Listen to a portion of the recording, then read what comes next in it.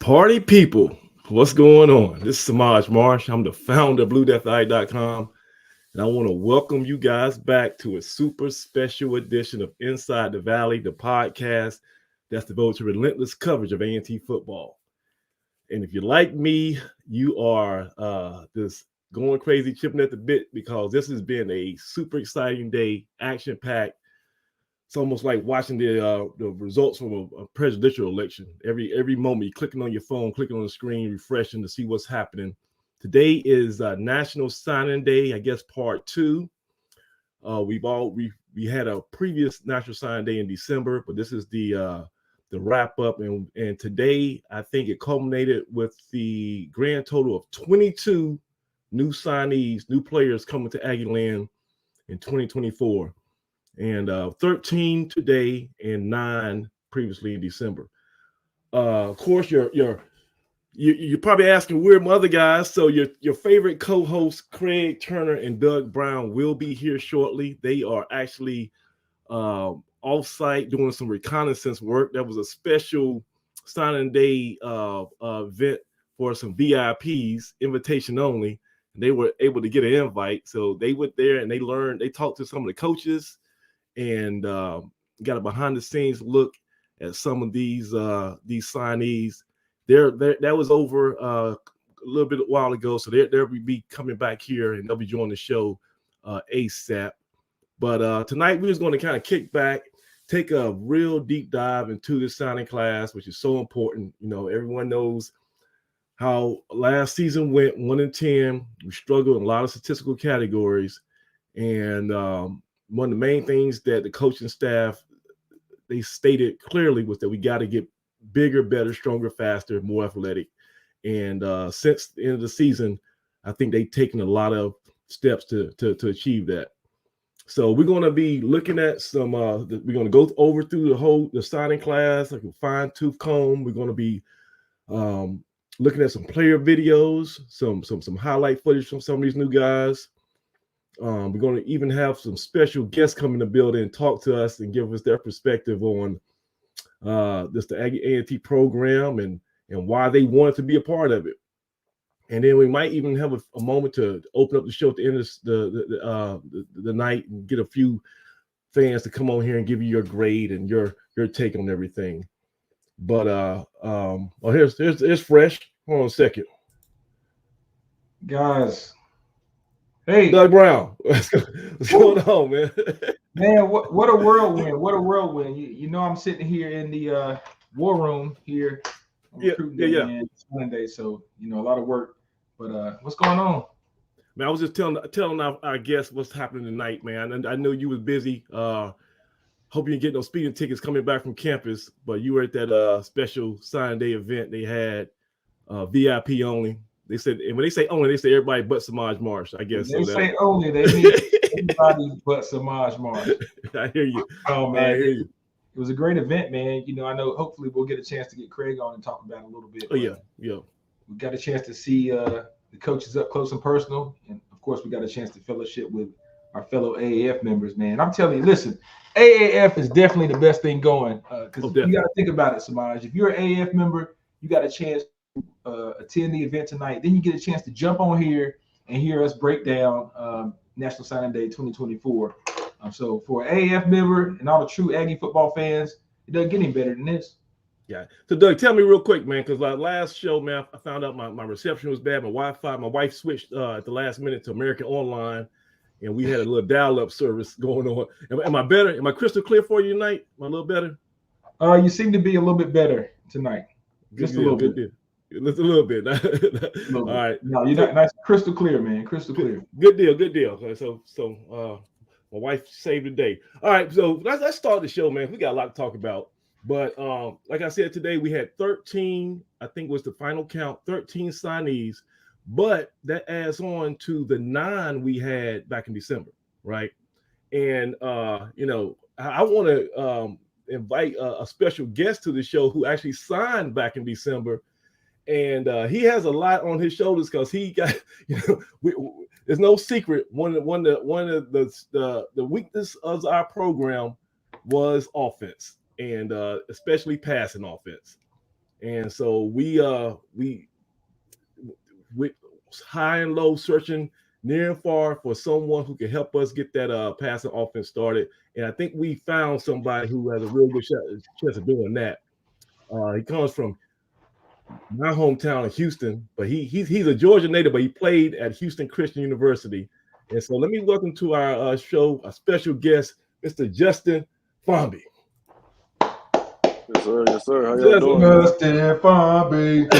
Get used to that, man. Justin Fomby. What's going on, Justin? Hey, so can you hear us pretty good?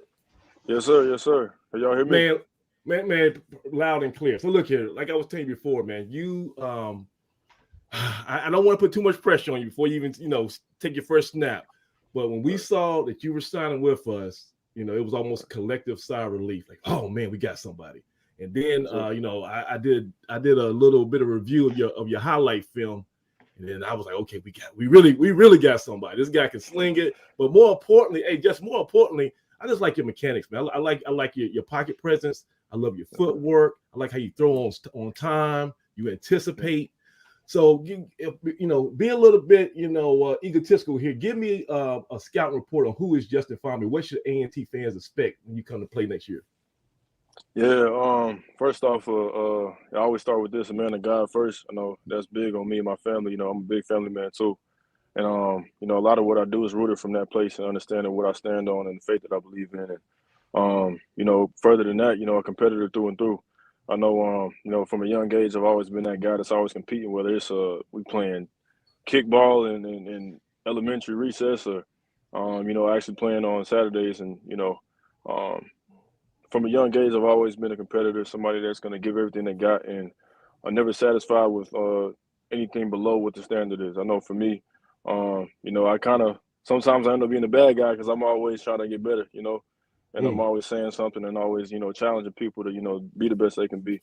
And sometimes it comes off as, I'm trying to be a prick, but, at the end of the day, I want to win. That's really what it's all about, and wins. And, all the other stuff, all the accolades and, transferring that to the next level and things of that nature come with wins and playing at a high level, being able to play at a high standard and doing those things at a level of excellence to where they get noticed by, different scouts just by default.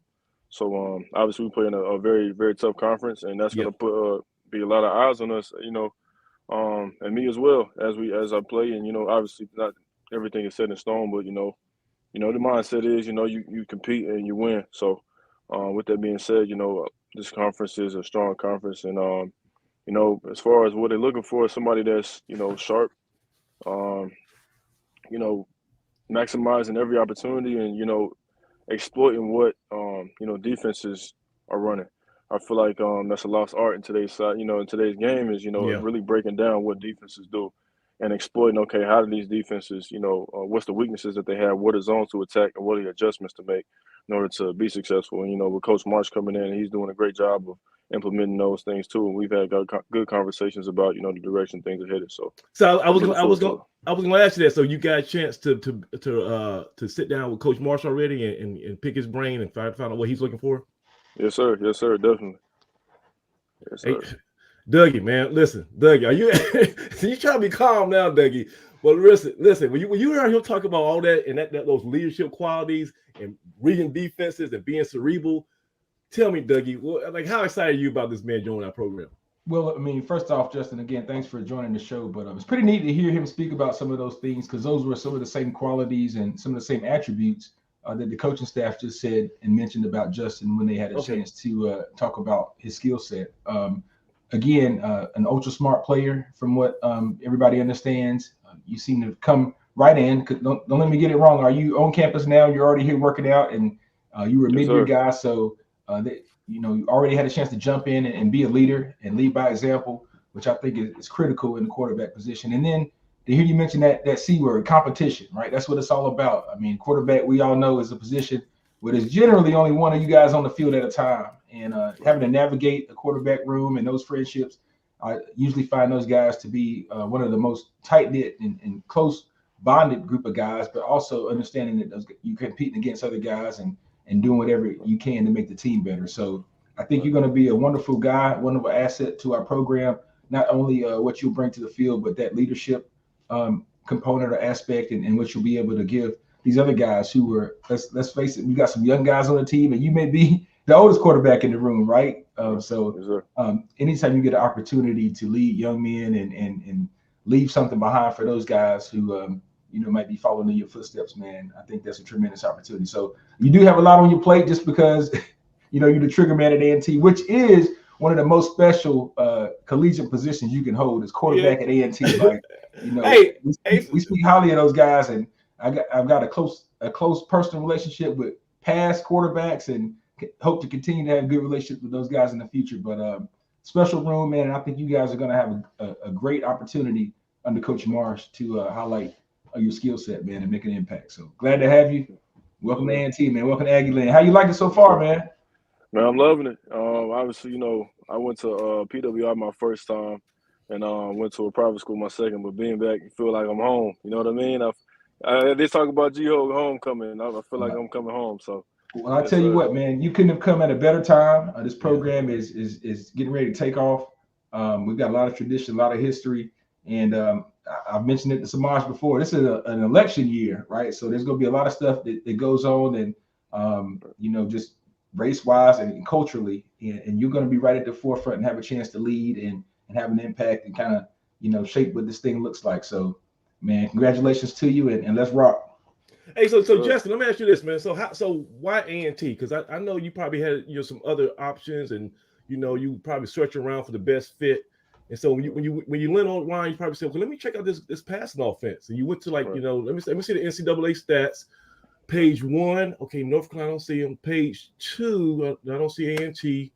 Page 3, so you went to the very bottom. You saw passing offense, A&T. So that didn't scare you? Like, what was your thought process when you found out, some of the struggles we had? Yeah, obviously, one of the biggest tools that I've learned going into this process, obviously, it's my second time in the portal, is go where you need it. And that was a big thing for me is, and also have where you can have an impact too.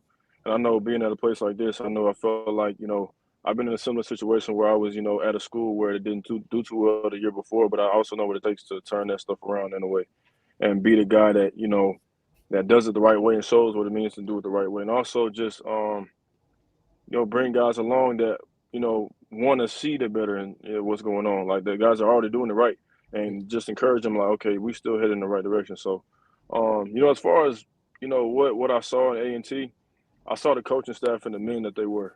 That was the biggest thing for me is, looking at the leadership, and I'm looking at, Coach Brown and Coach Poole and, Coach Bankers, and a lot of those guys that I'm seeing as, mentors that I can follow in life, not just in football. So I know that was a big thing for me because obviously, this is my last year to play. And I'm thinking about, things other past, just football and life and, business and things like that too. I'm thinking about all these things and, where would I want to put myself in to better myself for life, not just if I did just football. And, that's the biggest thing for me, especially when it comes to business. Obviously, networking and connections are the biggest thing when it comes to business.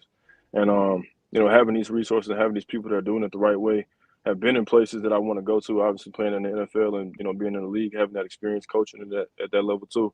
Yeah. All of those are boxes that were like, I need, to be around people that have done it. And I also want to be in a place where I can have impact. And also, being able to influence too.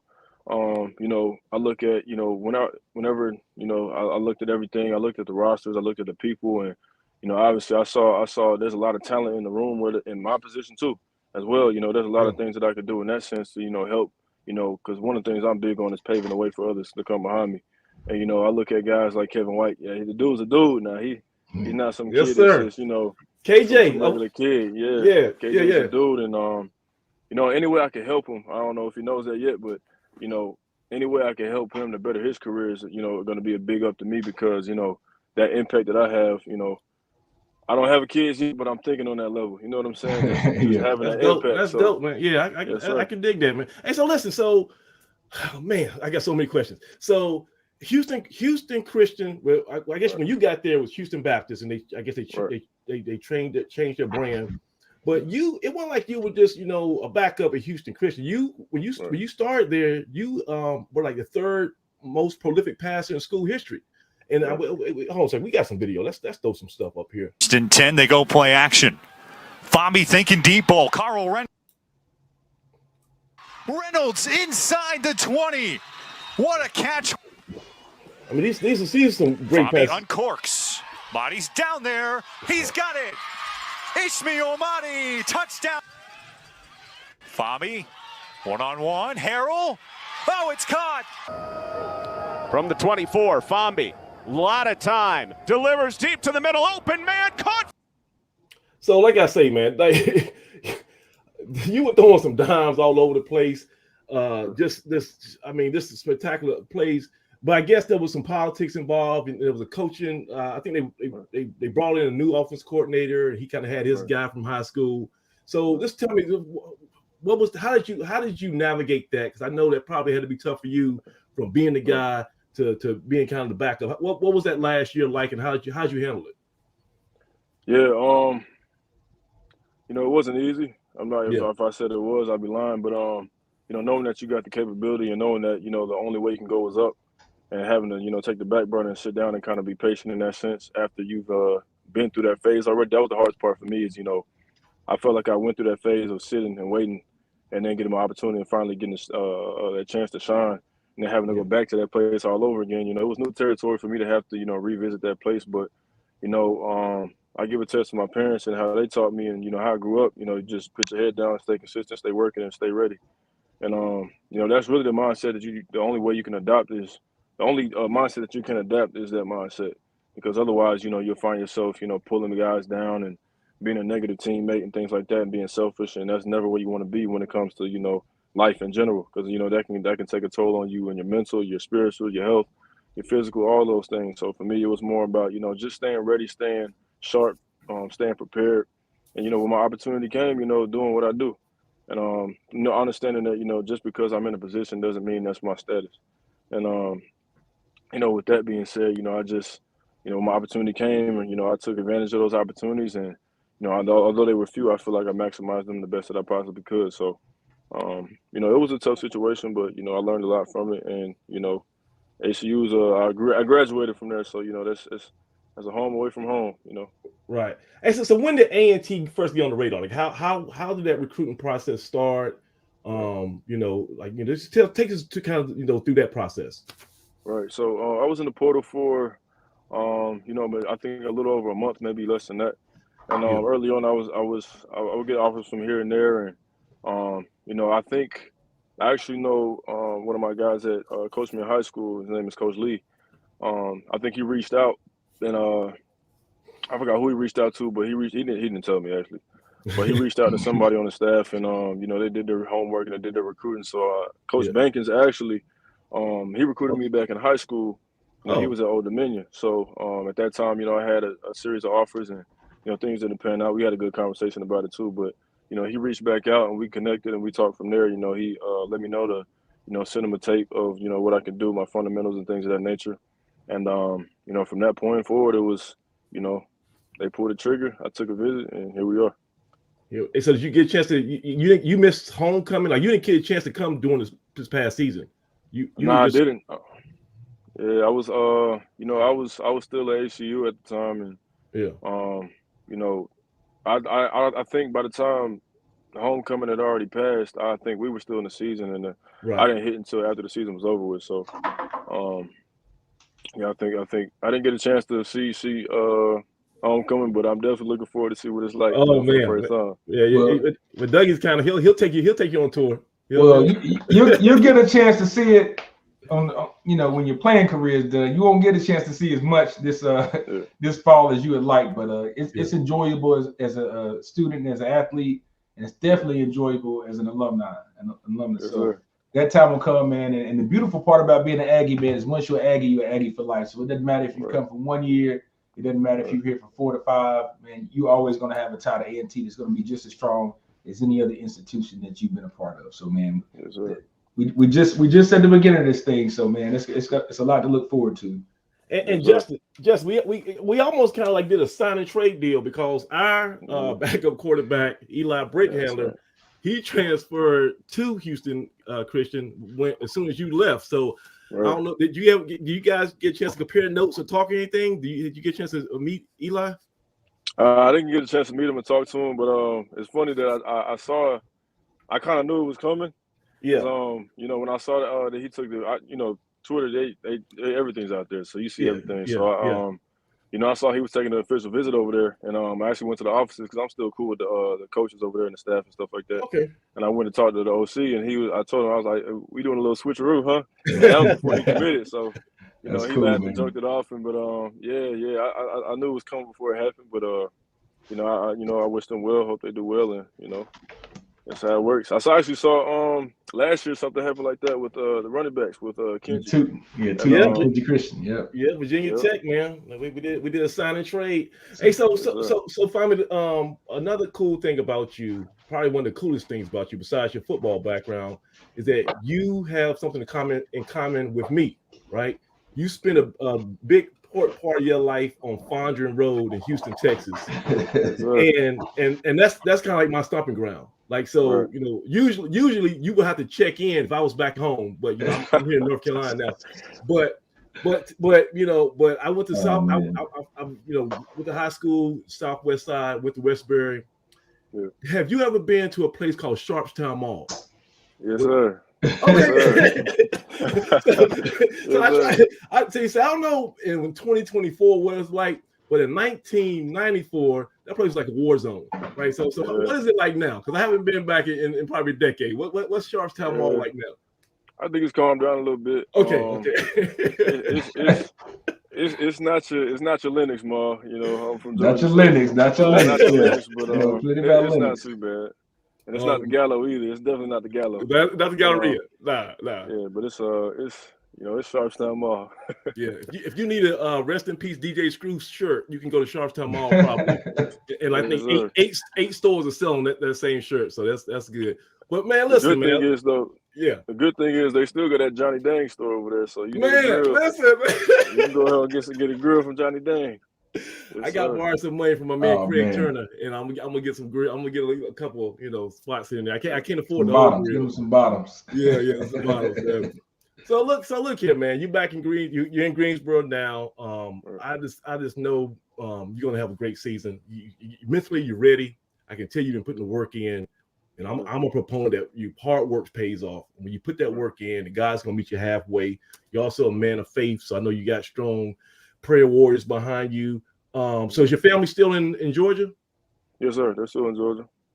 Yeah. And like we were saying, you're not from Atlanta. You're from right outside Atlanta, Lawrenceville. Yes, sir. Yes, sir. Lawrenceville.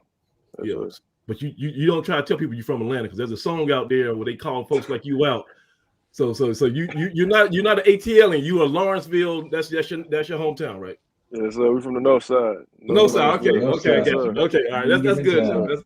That's good enough, man. Hey, so you got? Do you have any questions for us? Because before you let you out of here, do you have? We're kind of like the official fan base for A&T football, so we can tell you the stuff that the school website can't really tell you. So you have any questions that we can answer for you while you're out here? So really what's the best place to eat out here, man? I've been looking. I've been to Kickback Jacks. Oh no, a couple different spots, but I'm trying to find that one. Okay. We'll hook them up. Post game wise, Samaj, you tell them, we got the tailgate spot. You always welcome at the tailgate spot outside behind the field house doors. So that's post game. We got you. But we got plenty of spots to eat. You like barbecue? I don't know if it's Texas style, but we definitely got city barbecues out there. That's one of our contributing sponsors from time to time, and we'll have some events where they actually feed you guys. But city barbecue is a good plus spot. Yeah. What else you got for them, Samaj? It depends on what you got a taste for, man. You don't put it out here, you're gonna have some home cooked meals situated from the Aggie Nation pretty soon. Listen, Fomby, we still trying to get some sponsors, so I can't give out free plug to some places, because we still trying to negotiate. Hey, but listen, if you go on Yanceyville Road, on the north side, Yanceyville and Cone Boulevard, there's an old shopping center. Write this down: Yanceyville and Cone Boulevard. And there's in the back of this little strip mall, there's a soul food restaurant. I can't say their name because we don't want to give out free pub, but that's a good place to get some real soul food, some good eats. And that's on the north side, my side of town. But yeah, but it looks like Doug will hit you after every football game. You're gonna eat like a king, because you're gonna walk right out that field house and go straight to his tailgate, and voila, it's on. It's on. It's not just me. It's a whole row of folks that's gonna be there to feed you and your family, and anybody else that you got with you, man. So we definitely gonna take care of you on that note. But man, we're gonna have to get a list of restaurants for Fomby, man. We need a top 10 restaurant list for Justin Fomby, man. That's what we're gonna work on for him, man. Yeah. Yes, sir. Yeah. And Doug, you didn't get to do our intro, but Doug is a former A&T wide receiver, and so he's he got the skins on the wall to talk about. He's been catching touchdown passes and winning championships for A&T. But y'all just had 20th anniversary, right? Of your 28th, man, 20 years. I just said that's 20th. Oh yeah, 20th. Well, that's my old age. My hearing going bad. But, yeah, we did 20 years, man. We celebrated a championship in 2003. Of course, we've won a few more since then, but we haven't won one in this new era. So hopefully, you can be one of those gentlemen that bring some new hardware to Aggie Land. But yeah, man, we got a strong group, strong knit family of former football players, man, and alumni football players. So you're gonna be a part of that, man. So you'll be hearing, you're gonna meet more guys than you probably know what to do with here in the next couple of months. But any guy that comes up to you and lets you know that he played Aggie football and he's got your back, man. That's family for sure. So we got you. All right, so just we gonna let you go, man. It's been a pleasure and an honor so much to talk to you on this big day, sign day. We're so excited about the season. Just go ahead, man, and we wish you the best of luck. Well, so what's your major? Where you? I know you're a grad student. So where you trying to get your graduate degree in? Yes, sir. MBA, Master's in Business Administration. Oh, okay, good deal. Okay. Yes, so, man, I'm about to ask you for a small business loan in a couple of years. So don't get missing on me. So good deal. Hey, so best of luck, man, and we'll talk to you soon, Justin. Yes, sir. Sounds good. Hey, hold on, before you go, let me hear your Aggie pride. Oh yeah, come on. Yeah, I gotta set it up. You ready on it? Set it up. Aggie pride. Aggie pride. Oh, he got it. There it is. All right, you ready? You ready okay. now? All right, good stuff, man. All right, Justin. Take care, man. Sir. So it was Justin Fomby, man, the incoming graduate quarterback. He signed in December. He was one of the 9 guys we signed early signing period, and big time transfer. It was a lot of crazy stuff that was going on at Houston Christian, and I don't know if he really got a fair shake. He kind of handled it kind of with some class. He took the high road, but I showed his video, man. You throwing the ball around like that, you can play high level football. And he kind of hinted that he has the mindset that he wants to, have a chance to compete at the next level. So I think he's using A&T as an opportunity to showcase some NFL scouts that, hey, I can come in here and take a program that was dead. Let me say this again. We were dead last in the nation in passing offense. And I want y'all to check the stats at the end of this 2024. I'm pretty sure we're not going to be dead last anymore because we got some heat coming in. But that was Justin Fomby, one of the offensive signees. And it was a total of 22. So, Doug, you want to, before we we got some other guests we're about to bring in a second here, but you want to, you got the list in front of you? Because I got it. Yeah, I got a small list, and while I'm pulling it up, man, and while we're speaking quarterbacks in the quarterback room, let's talk about quarterbacks. Let's talk about before we're talking about lists, and you probably figured there was no way I could get you to do this, but I'm going to get you to give a shout out to your favorite coach, Coach Chris Young. Okay. Coach Chris Young. We're gonna give him his flowers while he's not here. All right. Okay. But not only you got to give credit to the entire staff, man. Yeah. To see all those kids listed on that honor roll. Graphic that came out. 34 kids, right? Was it 34? I think it was 34 kids. Oh man. Yeah. Coach Brown mentioned that I think our GPA for the last semester was a 2.8, which is as high as that it had been in the last 10 years as a team.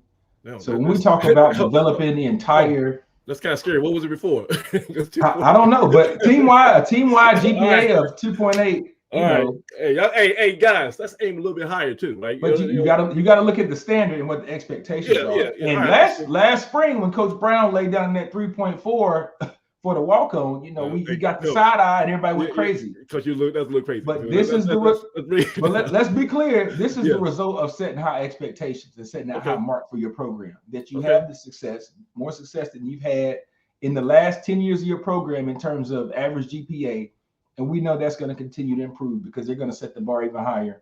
But to see an entire quarterback room on that list, you got to give some credit to Coach Young and what his group did, his group of guys. If they didn't do anything else, they went to class and they got good grades, right? And that's part of the deal because we're what? Student athletes first, right? Hey, Student part comes first. Doug, that's a good segue. So let's give them quick. I know this is all about A&T. This is all about the guys who signed in December and today. But let's give a shout out to some of the guys who left our program in good standing, like you say, great academic achievement. First of all, shout out to my guy, Baby Hook, Austin Hooker. He signed today with Florida A&M. He's going to be a quarterback for the Rattlers, the defending HBCU national champions. And then my guy, the Minnesota kid, Zach Yeager, he signed with Howard University, and they were the defending MEAC champions, and they were the HBCU runner-ups. So both those guys had a great landing spot. And who am I forgetting now? Brick Handler, who we just talked about. Brick Handler, he was on that list. Great academics. He's high honors. Brick Handler was listed with high honors, right? Yeah. That mean you turn in some extra homework or something. So I don't know what high honors. I didn't never get that when I was in school, but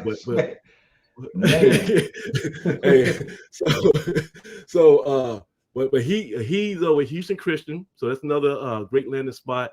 And then the last man standing, we just heard about him, KJ White. It seems like he's going to have a big brother mentor who's going to help him develop even more rapidly. Because one thing about Justin Fomby, he seems like he's just a leader, man, and like he just exudes confidence. So being next to him is going to help everybody. So all our guys are doing good. All our quarterbacks from last year are doing good. Yep, all four of those guys on the honors list with Eli earning high honors. That's tremendous. That's awesome, tremendous. Awesome. And so we also got some quarterbacks in this actual class. In addition to Fomby, we got Noah Sanders.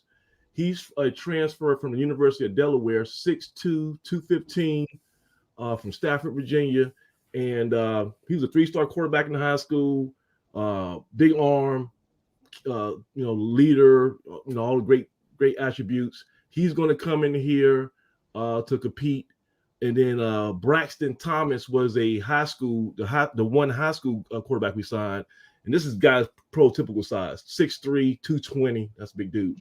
And that's something that Coach Brown actually mentioned that he was looking for. He mentioned that when he was going down to the state of Florida to find a quarterback, he was looking for that size and those attributes, and a guy who could kind of do it all and was well-rounded. So he found the guy he was looking for, and he was pleased with the fact that he was able to sign him and close the deal. So, yep, you got him. And I believe that go ahead, Samaj. I believe the other quarterback is already on campus as well. I think we mentioned that. So Braxton Thomas. Not Braxton. Noah Sanders. Yeah, Mr. Sanders. Noah at Delaware is already on campus, so he was a mid-year guy. Okay.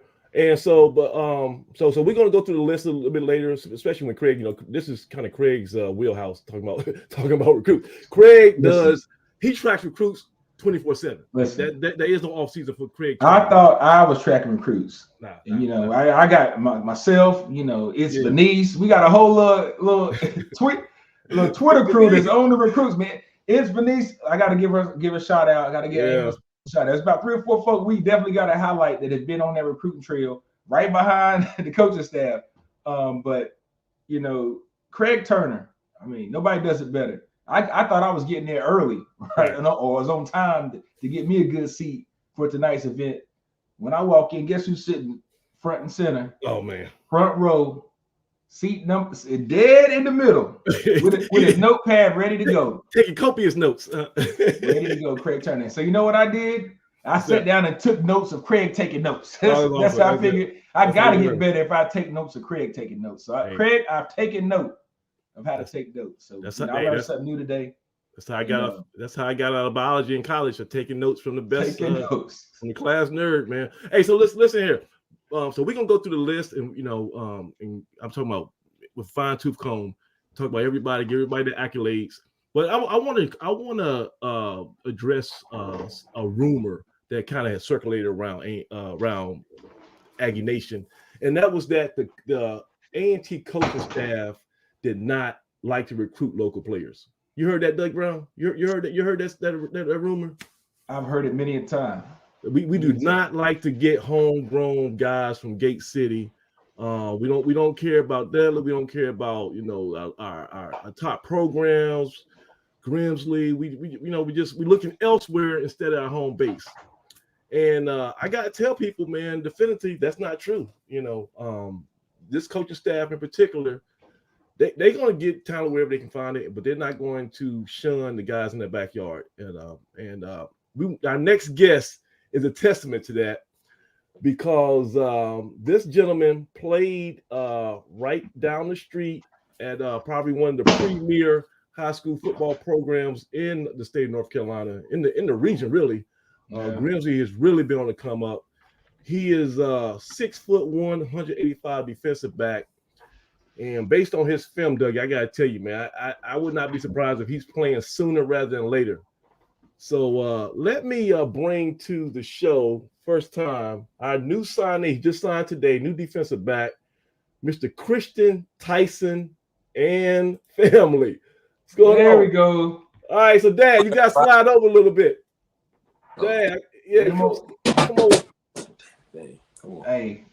There you go. Man, I need some of that gear, man. I need both those hats. I need the Lettermans. I need it all, man. Man, hey, so guys, thank you so much for joining us on short notice, man. It is a pleasure to see both of you gentlemen, especially Khristian, because you're gonna be on the field making plays for us. And Pops, I want to salute you for being a great dad, because obviously your son does not get here without just a tremendous upbringing. I know you're proud. I got kids who play high school football, and when your son is born and you run around the hospital and passing out cigars to everybody, you're thinking one day my son might be able to grow, matriculate, and be a college football player, earn a scholarship. And that day has happened. So before we talk to Khristian, Dad, what's your name again? I'm sorry. Michael Tyson. Michael. So Michael Tyson. Oh my Lord. So Iron Mike. So tell me, Michael, what is this moment for you? Before we talk to your son, what does it feel like as a dad? How does this moment feel for you? It's definitely a special moment. Not just because it's football, because also, he will be a legacy kid. Mom and I both graduated from A&T, so that makes it more special. Yeah. But just like you said, every man that has a son, especially if you're a sports guy, some form of sport you wish that your son would grow up to play. Of course, the ultimate goal is to play at the highest level. But just having a son, and knowing I don't have to pay that tuition. Oh, that's good. Ooh, that's good, man. Sir. Yeah, especially nowadays, man. But so listen, Khristian, this is your hour. You put the work in all your life, I guess, from Pop Warner, Little League to high school ball. And when you were, especially this past year, when all the recruiting really started building up for you, why was A&T ultimately the decision you felt was the right one? Actually, as a kid, I always knew I wanted to go to an HBCU. Okay. Really playing at the next level. We talk about the NFL. There's not a lot of guys that go first round, second round from HBCUs. Yeah. I kind of look at it as more like a challenge, something to really fight for, a goal. So, that's another thing. Like, a lot of family, my mom and dad side, both being graduates at A&T. So it just felt right, and being right down the street. All right, so guys, we got to hold on 1 second, because we got the president in the building, Craig Turner. Hey, so CT, what is CT? Hey, so CT, you're perfect time. We just started an interview with Iron Mike Tyson and his son Khristian Tyson. These guys are Khristian's the newest defensive back that we brought into the fold today. You were just at the signing day event on campus, invitation only, right. Top secret. Everybody but Samaj Marsh. You heard it back here. So look, Craig, I'm pretty sure that Khristian came up when the coaches were talking, when they were singing praises of other players. What did the coaching staff have to say about Khristian Turner behind his back? What did they say about him? Well, behind his back, big wood collector this year. Really, they were very complimentary. That Khristian is the ideal safety in that he can play several different positions in that secondary, and his length, his intelligence, high character. One of those type of guys they were fortunate to get. They also said that he comes from a long line of Aggies. A lot of A&T runs through that household, and he's going to play. He's going to play a lot. So there you have it. There you have it. So Khristian, does that sound good to you? Are you ready to play? Did you want to just take a year off and kind of tour Europe and sip your lattes and just kick your feet up, or do you want to get on the gridiron and start making some things happen? How you feel about that? Man, I ain't gonna lie to you. Everything feels good about that because even right after the season, nothing to stop. It's still football over here as far as training the weight room. So it's really just been getting ready for that next level. And Doug, you were telling me that Khristian, man, it wasn't like it was A&T or going to the the Marine Corps. He had some other offers, right? So Khristian, how did you, like you say, when the heat started coming on and people start saying, hey man, check us out. I know you committed to A&T, but we might have some else things over here for you. How did you balance that out, and what made you stay focused on A&T? It was more just like the situation and how it turned out.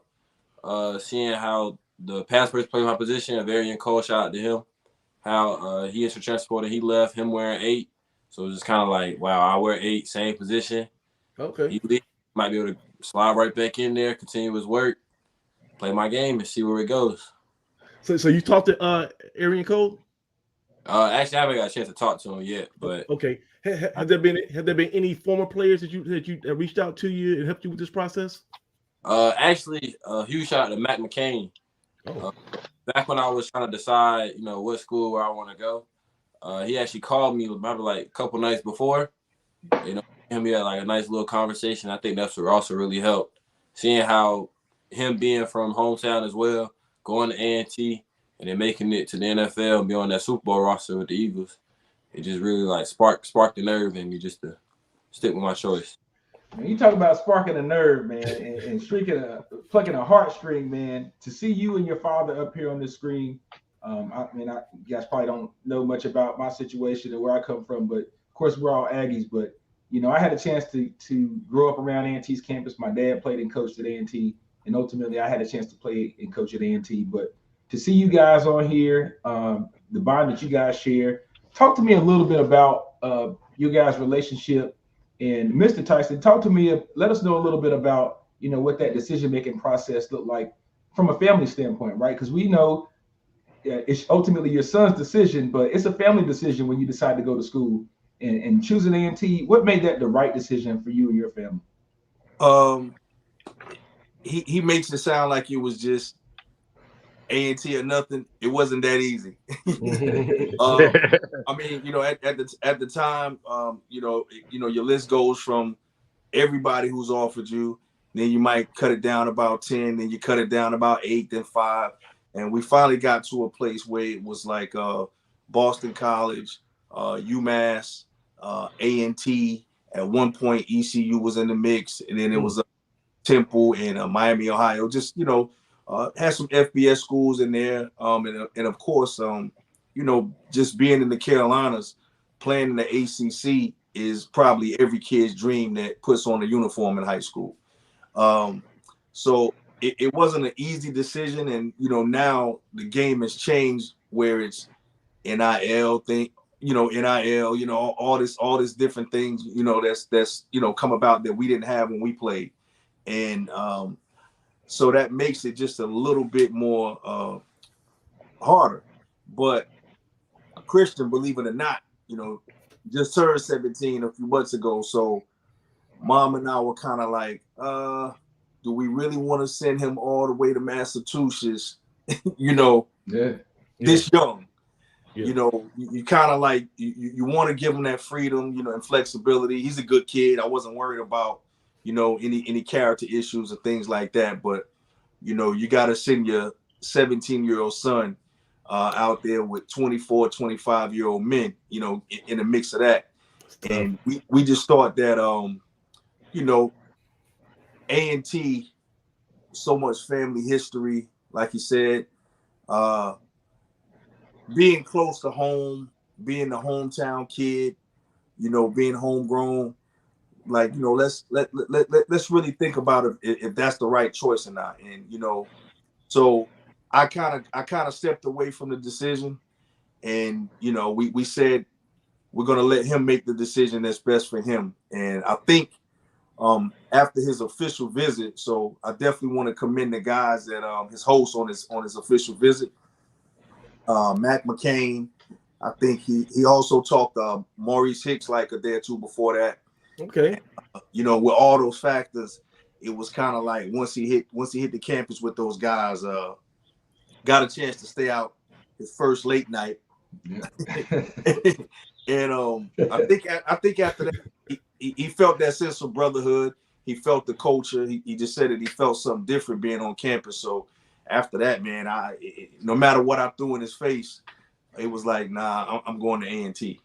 Hey, well, listen, coming from another hometown kid, man, there's nothing like having the support of your family, your friends, and your community when you're over on campus and competing. And one thing I promise you, you're gonna go seeking your parents more than they're gonna come seek you, right? Like you. Oh yeah. It's gonna seem like you're in a whole nother world. You're gonna realize how big Greensboro can be, and you can be in one little pocket, and you're gonna see all different types of parts of Greensboro you didn't even know existed. So don't ever feel like you at home and you smothered by your parents. You're gonna be calling them and hoping they come visit you more than you go, or you're gonna be going to visit them more than they're coming to bother you, man. But I'm telling you, there's nothing more special than having that relationship with your father, him being at the games, being able to come down and interact with you, hanging out around the locker room, and just being right close enough for you to touch him, right? Not a phone call away, but just a shout away. That's gonna really bode well for you down the road, man, because support systems are important, right? And not only is your father gonna be able to support you, he's going to be supporting your teammates.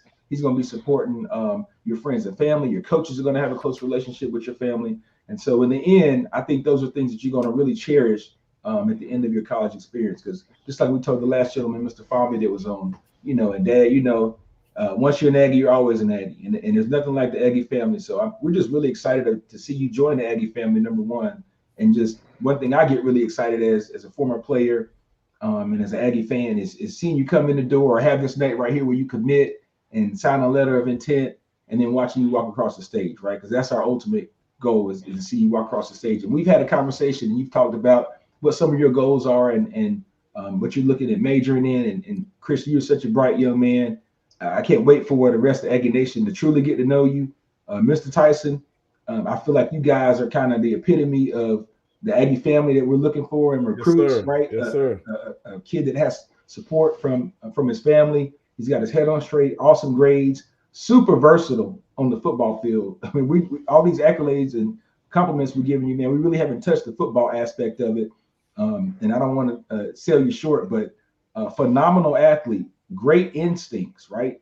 A willing tackler, always gets his nose to the ball, always making a play. Hold on a second, Doug. Forget about you talking about. Let's see some of this stuff. Run the tape. Because the kid is special, man. And listen, this is the type of kid and the type of body that, I mean, he's P5, group of 5 guy that, barring, I mean, we know about the COVID and transfer portal situation, but I mean, this kid is receiving scholarships either way, right? He's the type of kid that most coaches want in their program. And so, he's done it at different schools. It's not just the Grimsley thing. He's done it when he was over in Forsyth County. So just a lot of special things, a lot in store for you. Chris, so much for you to learn, but you've already proven that you can pick stuff up quick. And I think you're just going to have a ball at A&T. And, man, the sky's the limit. Go ahead, Samash. I'm sorry. I'm going to see. Is that a pick? Okay. That's a pick. He tried to crib it. Did you get to the house? Come on, man. He had to break 5 tackles. He had to break 5 tackles to get there. No, you got to get the house. Hey, but I think what you're going to see on film is you're going to see his aggressiveness. You're going to see his length, right? That's one thing that a lot of the guys in this class have length, it's fast to the football. Okay, making Relentless. turnovers too. That's what we need. We were like very low in the rankings in turnovers for. So we got to get more turnovers. One of the things that coaches commented they were really excited about Chris is his ability to play up on the roof or play down in the box or play that nickel corner, that joker position. So that versatility, number one, is gonna bode well for you. And that you have the ability to play on special teams, which we always say that's the quickest way to get on the field and make an impact is on special teams. So when we're seeing some of the plays that you can make right now, man. Physical. Hey, Khristian, what was it like going against Alex Taylor and Terrell Anderson in practice every day? Because that had to be a iron sharpener iron type of thing, right? Yes, sir. Definitely a huge shout out to them guys. You know what I'm saying? I love them guys, man. Just guarding them every day, seeing where they're at. So it really don't get no better than guarding them every day in practice, which made kind of everybody else. It just wasn't the same kind of talent. It's probably a lot easier, when you go from that to, the children of the poor. I was about to say some names of some high school programs, but then I thought, what my son still plays, so he might have to face them. But man, like I say, guys, this is a great honor. I know you guys are probably going to be what's the hangout spot now for everybody to go for dinner? Back, where'd y'all go for Dougie? Where'd you go to dinner at when you signed? What was the spot? Man, I went home, man. That's the benefit of being at the house. You get that home good deal, man. I went to the house. Hey, man, I don't know what we did that night, man. More than likely we ate at the house, man. So Iron Mike, what y'all gonna do for y'all celebration dinner? I know you're not gonna just talk to us all night. What y'all gonna do to really kick? I'm gonna tell you, man. The official visit, Lux was so good. Oh, Lux, okay, so, all right. I ate at Lux before, but I don't know, man. The spread that Coach Brown and the Aggie staff laid out for us, man, we had to go right back after that. Hey, that's what I want to hear more about. I want to hear more about this visit, man. Tell me what was one of the things that really stuck out to you, aside from the atmosphere and just, the family feel on campus. What did you enjoy most about your visit that you can share with us that's not giving away the secret sauce of the Aggie coaching staff? Definitely, I'm a big guy on relationships. So with like my host, shout out to Mac David. That was me and him, you know what I'm saying? He really showed me around the campus. It's kind of like a day in the life kind of thing with him. Yeah. Shout out to all the other hosts. And, these guys really showed me like some good brotherhood. And then coaches-wise, big relationship kind of guy. So, all the defensive coaches, offensive coaches, just built a good, strong relationship with them in those only 2 days. Got you. So Craig, use your crystal ball here, man. Where do you see this guy playing on the field? What role you think he's going to have for us next year? Because is he going to be that box safety, that Arian Cole? Are they gonna put up high? Help out Langley out there? What do you think he'll put him at? I don't know. I'm not the defensive coordinator. We haven't got the spring ball yet. But off the top of my head, I think he plays into that Avarian Cole role. They call it the Joker. Is that the Joker? Yeah, the Joker. Yeah. He covers so much ground, and he's a sure tackler. And one thing you're going to have to be able to do, you're going to have to be able to take out that underneath. And that's what Avarian Cole was really good at. He was really good at creating havoc and disrupting the underneath passing game of opposition. So, off the top of my head, I would say there, but there's a whole. I'll get into it later because I had a chance to sit down and talk to Coach Brown after the event was over with. But we got to get the report. We got to get the report. Okay. Yeah. Hold on that. Don't tease that yet. Okay. All right. Hey, well, look here. So, when does spring camp start? You guys know when y'all start spring camp? They give you a date yet? Yeah. If he doesn't know, the spring camp is going to start the Wednesday after they get back from spring break. Okay. So whenever spring break is, I don't know when spring break is. First week in March. We get a calendar. Yeah. Okay. hopefully they don't like last year. They closed the practice off most of the time, so we couldn't really see what was happening. So if coaches, if you're listening to me, let's go ahead and throw the fan base a bone. You know, we're excited. It's a 1-10 season. Ain't got nothing to hide. Nowhere to go but up. All right, so you know, let's bring us to the fold. But hey, so Mr. Michael Tyson and Khristian Tyson, thank you guys so much for coming on.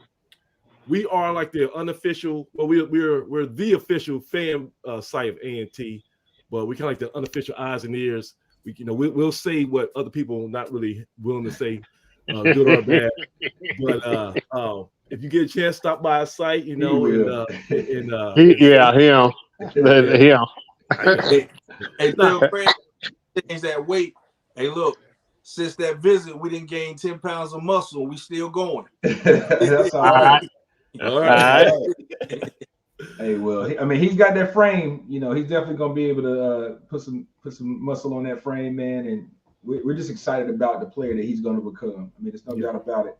We see you got a bright future, man, and you got a family, a bigger family now, man. Of course, you got great support from Mr. Tyson. And let me not sell Mr. Tyson short. Mr. Tyson knew at least 10 Aggie football players that he was able to rattle off some of his back in Hope County. And so he is an Aggie true and true. He ain't just wearing the hat, man. And Tyson, again, for you to stand behind your son and support him no matter where he goes, but also to give him that little nudge to help him out to make sure that he ended up in the right place over at A&T, man. Mm-hmm. That's just going to further you guys' bond, and I promise you that's something you guys are always going to appreciate. We're going to be here to support you and capture all those moments, man. You haven't met Dr. Simmons yet, but you're going to get so in the mail that you didn't even know somebody was taking a picture of you. It'll be Dr. photos of you and your father, you know, interacting and just doing some of whatever, man. He was there tonight at the event, and I mean, he is a treasure to the school as well. But just excited for you guys, man. Now, I'm serious now. You guys got gear galore because I see the J's back there. I see all the gear. Oh, man. I know where these hats coming from because my hat's starting to get a little shabby. I hadn't had a chance to talk to the coach and get me a new hat yet, but that black one is looking like it's my speed. And where can I get me one of those? That might be the hookup right there, huh, Craig? I mean, Dougie, we had to go through the Tyson family.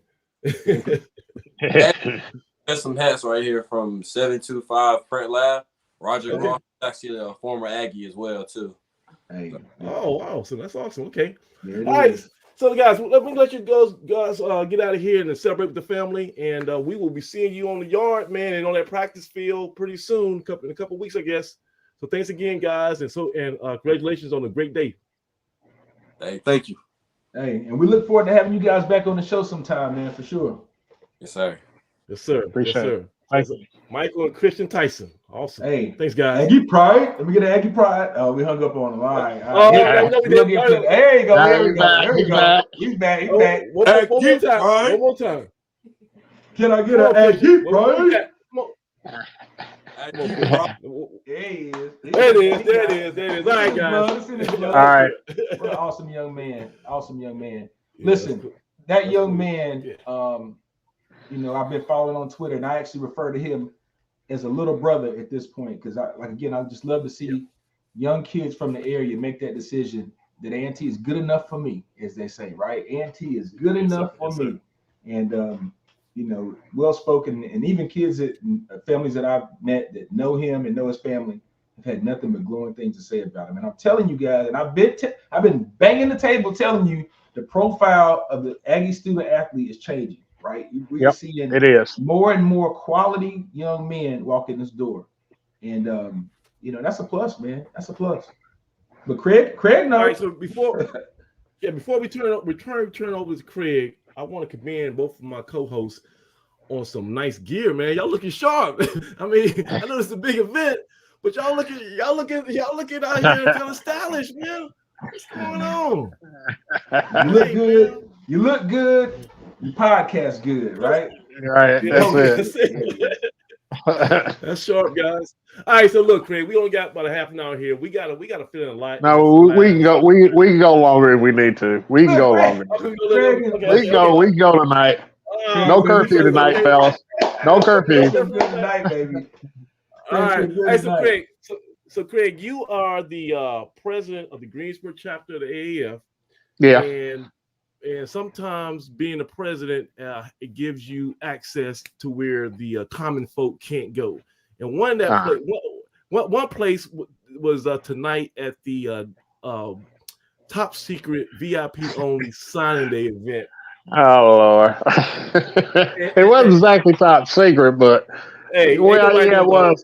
Yeah, that's true, and that's true. The email didn't go out till late. At least I didn't. The time I knew it was coming, but I didn't know what the time was, and I didn't get the email until about 3 today. So, good Lord, so I had to rearrange some few things. But yeah. Well, go ahead. What questions you want to know? You got there and you were sitting front and center, and yeah. Tell us, man, how was the event, and what? Just give us a recap, man.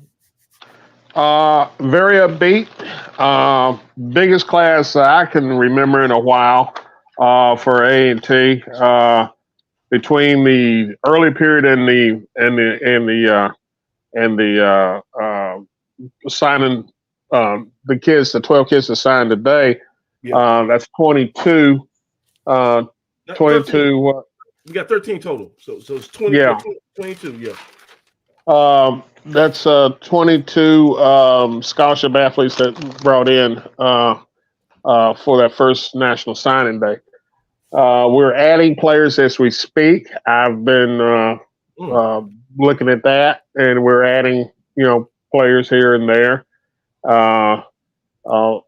So we're not finished recruiting, but the bulk of it is the bulk of the key parts of it are pretty much done.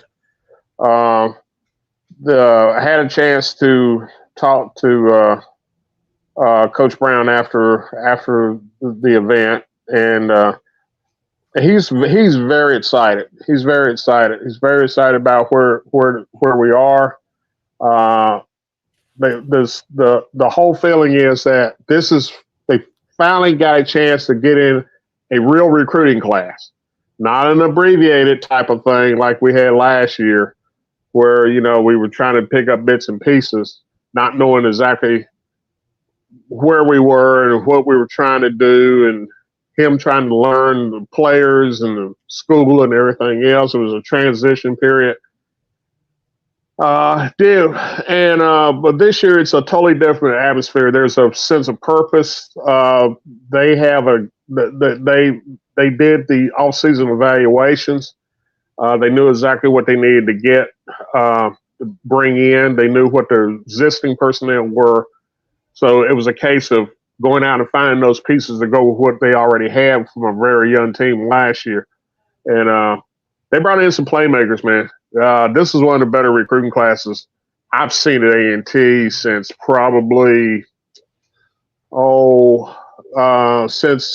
Bill Hayes' second year, when he brought in, the Barry Turners and the Connell Maynards and all those guys showed up on campus. Jeez, so you're saying something, Craig. You're saying something. There's some powerhouse players in this class, man. I mean, there's some studs in this class.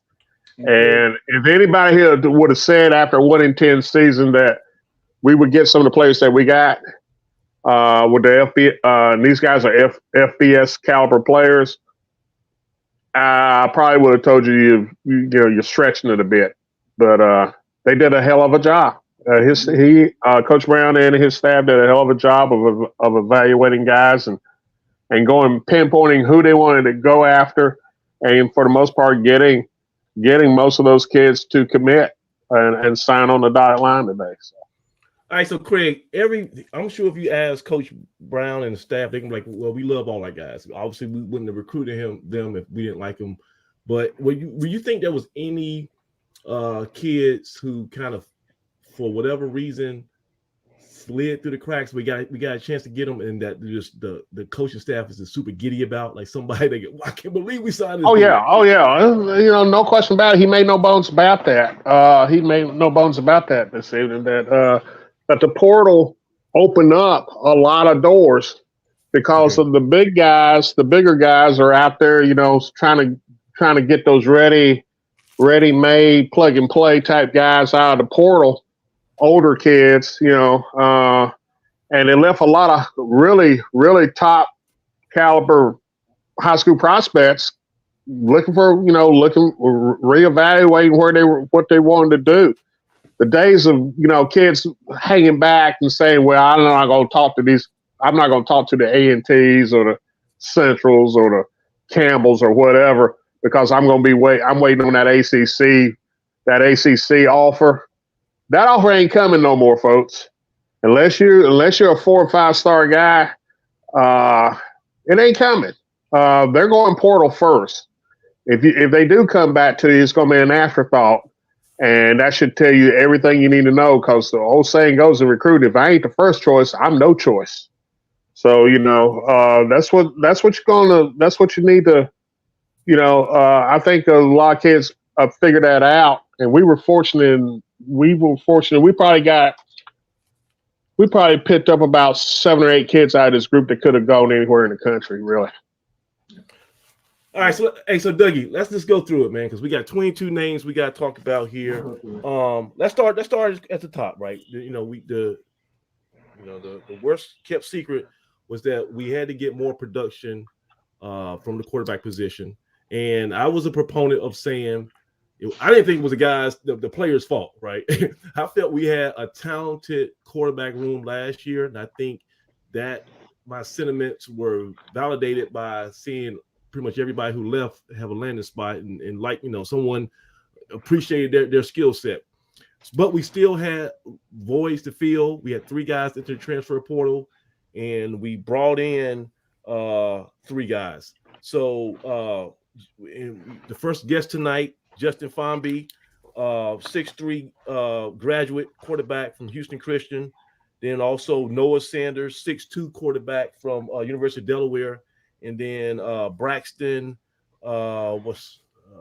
Braxton Thomas, high school player, 6'3" guy, 6'3", 200 pounder, 220 pounder. So and don't forget, I don't even want to seem like I'm adding him last, not last, but he is definitely going to be a factor. And like I keep saying, new offensive coordinator David Marsh, my namesake / quarterback coach, you need to find a way to get multiple guys in the games same week. Like multiple quarterbacks should be contributing. We got too many guys to have one guy doing everything and 3 guys on mothballs. KJ White has a unique skill set. He needs to be on that football field some form of fashion. So I think that's going to be the challenge. But KJ White, Braxton Thomas, Noah Sanders, and Justin Fomby. Craig, you like that quarterback room? I love it. I love it because they're dual threat guys. I'm a dual threat guy, and especially with this offensive coordinator that's coming in and what he's going to be interjecting into that offensive set is really going to benefit all 4 of them who should be able to thrive in this new offense. Okay. So that's the quarterbacks. Now let's turn at wide receiver. It seemed like, based on what I'm looking at here, we only signed 1 wide receiver today, and that's Thomas Brown, 6'2" wide receiver. He transferred from Butler. Okay, I can dig that. Yeah.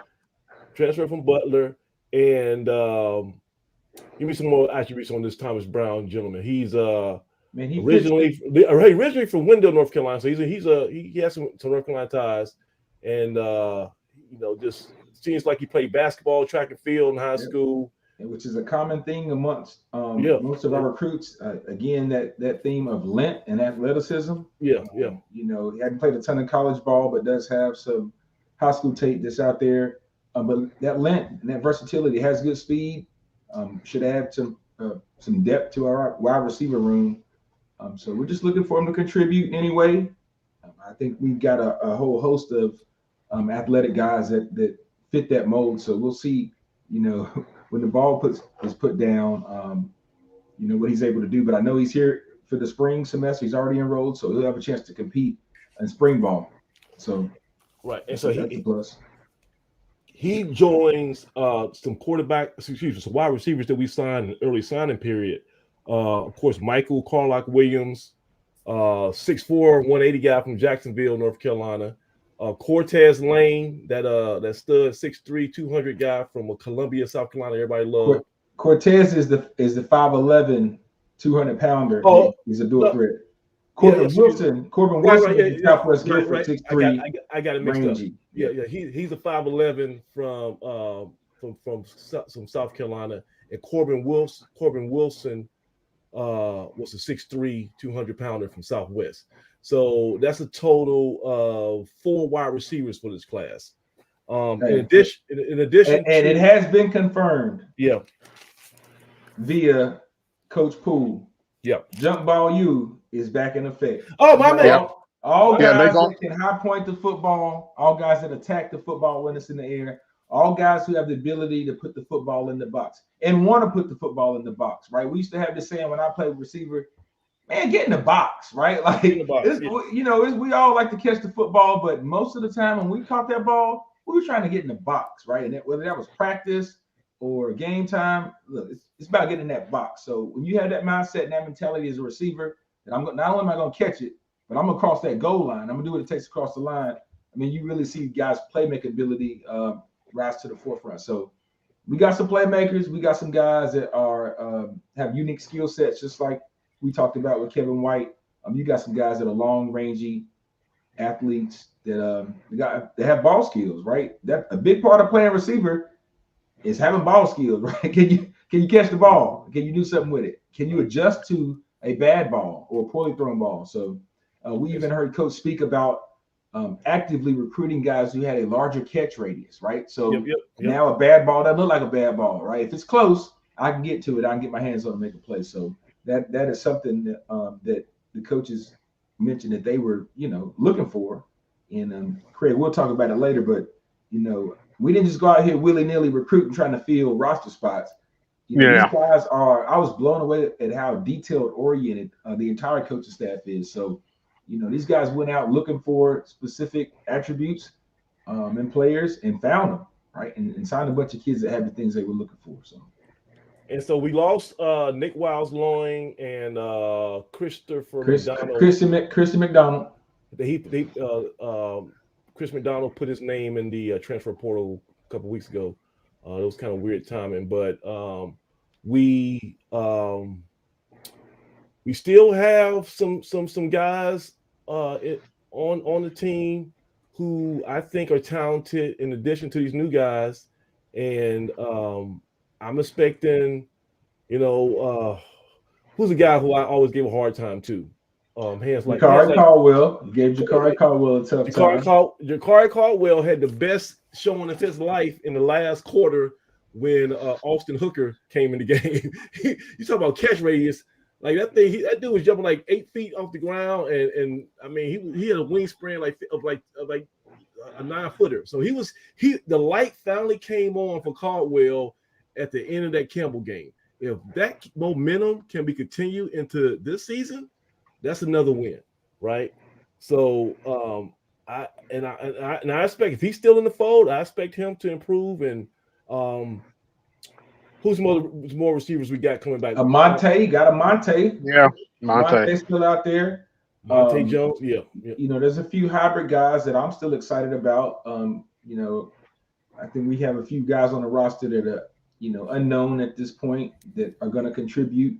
And so I'm excited to see what guys like Antoine Bell can do when he gets out there. He's kind of a tight end wide receiver hybrid with some upside and some potential. He's been waiting in the wings, and we've got some other skill kids like Shamar Sutton, who I think actually plays running back. But we got some guys that's been waiting, and I think Coach kind of put on ice and had them getting them ready for this year. So it'll be interesting to see, with that entire mix, how guys compete and where the dust settles.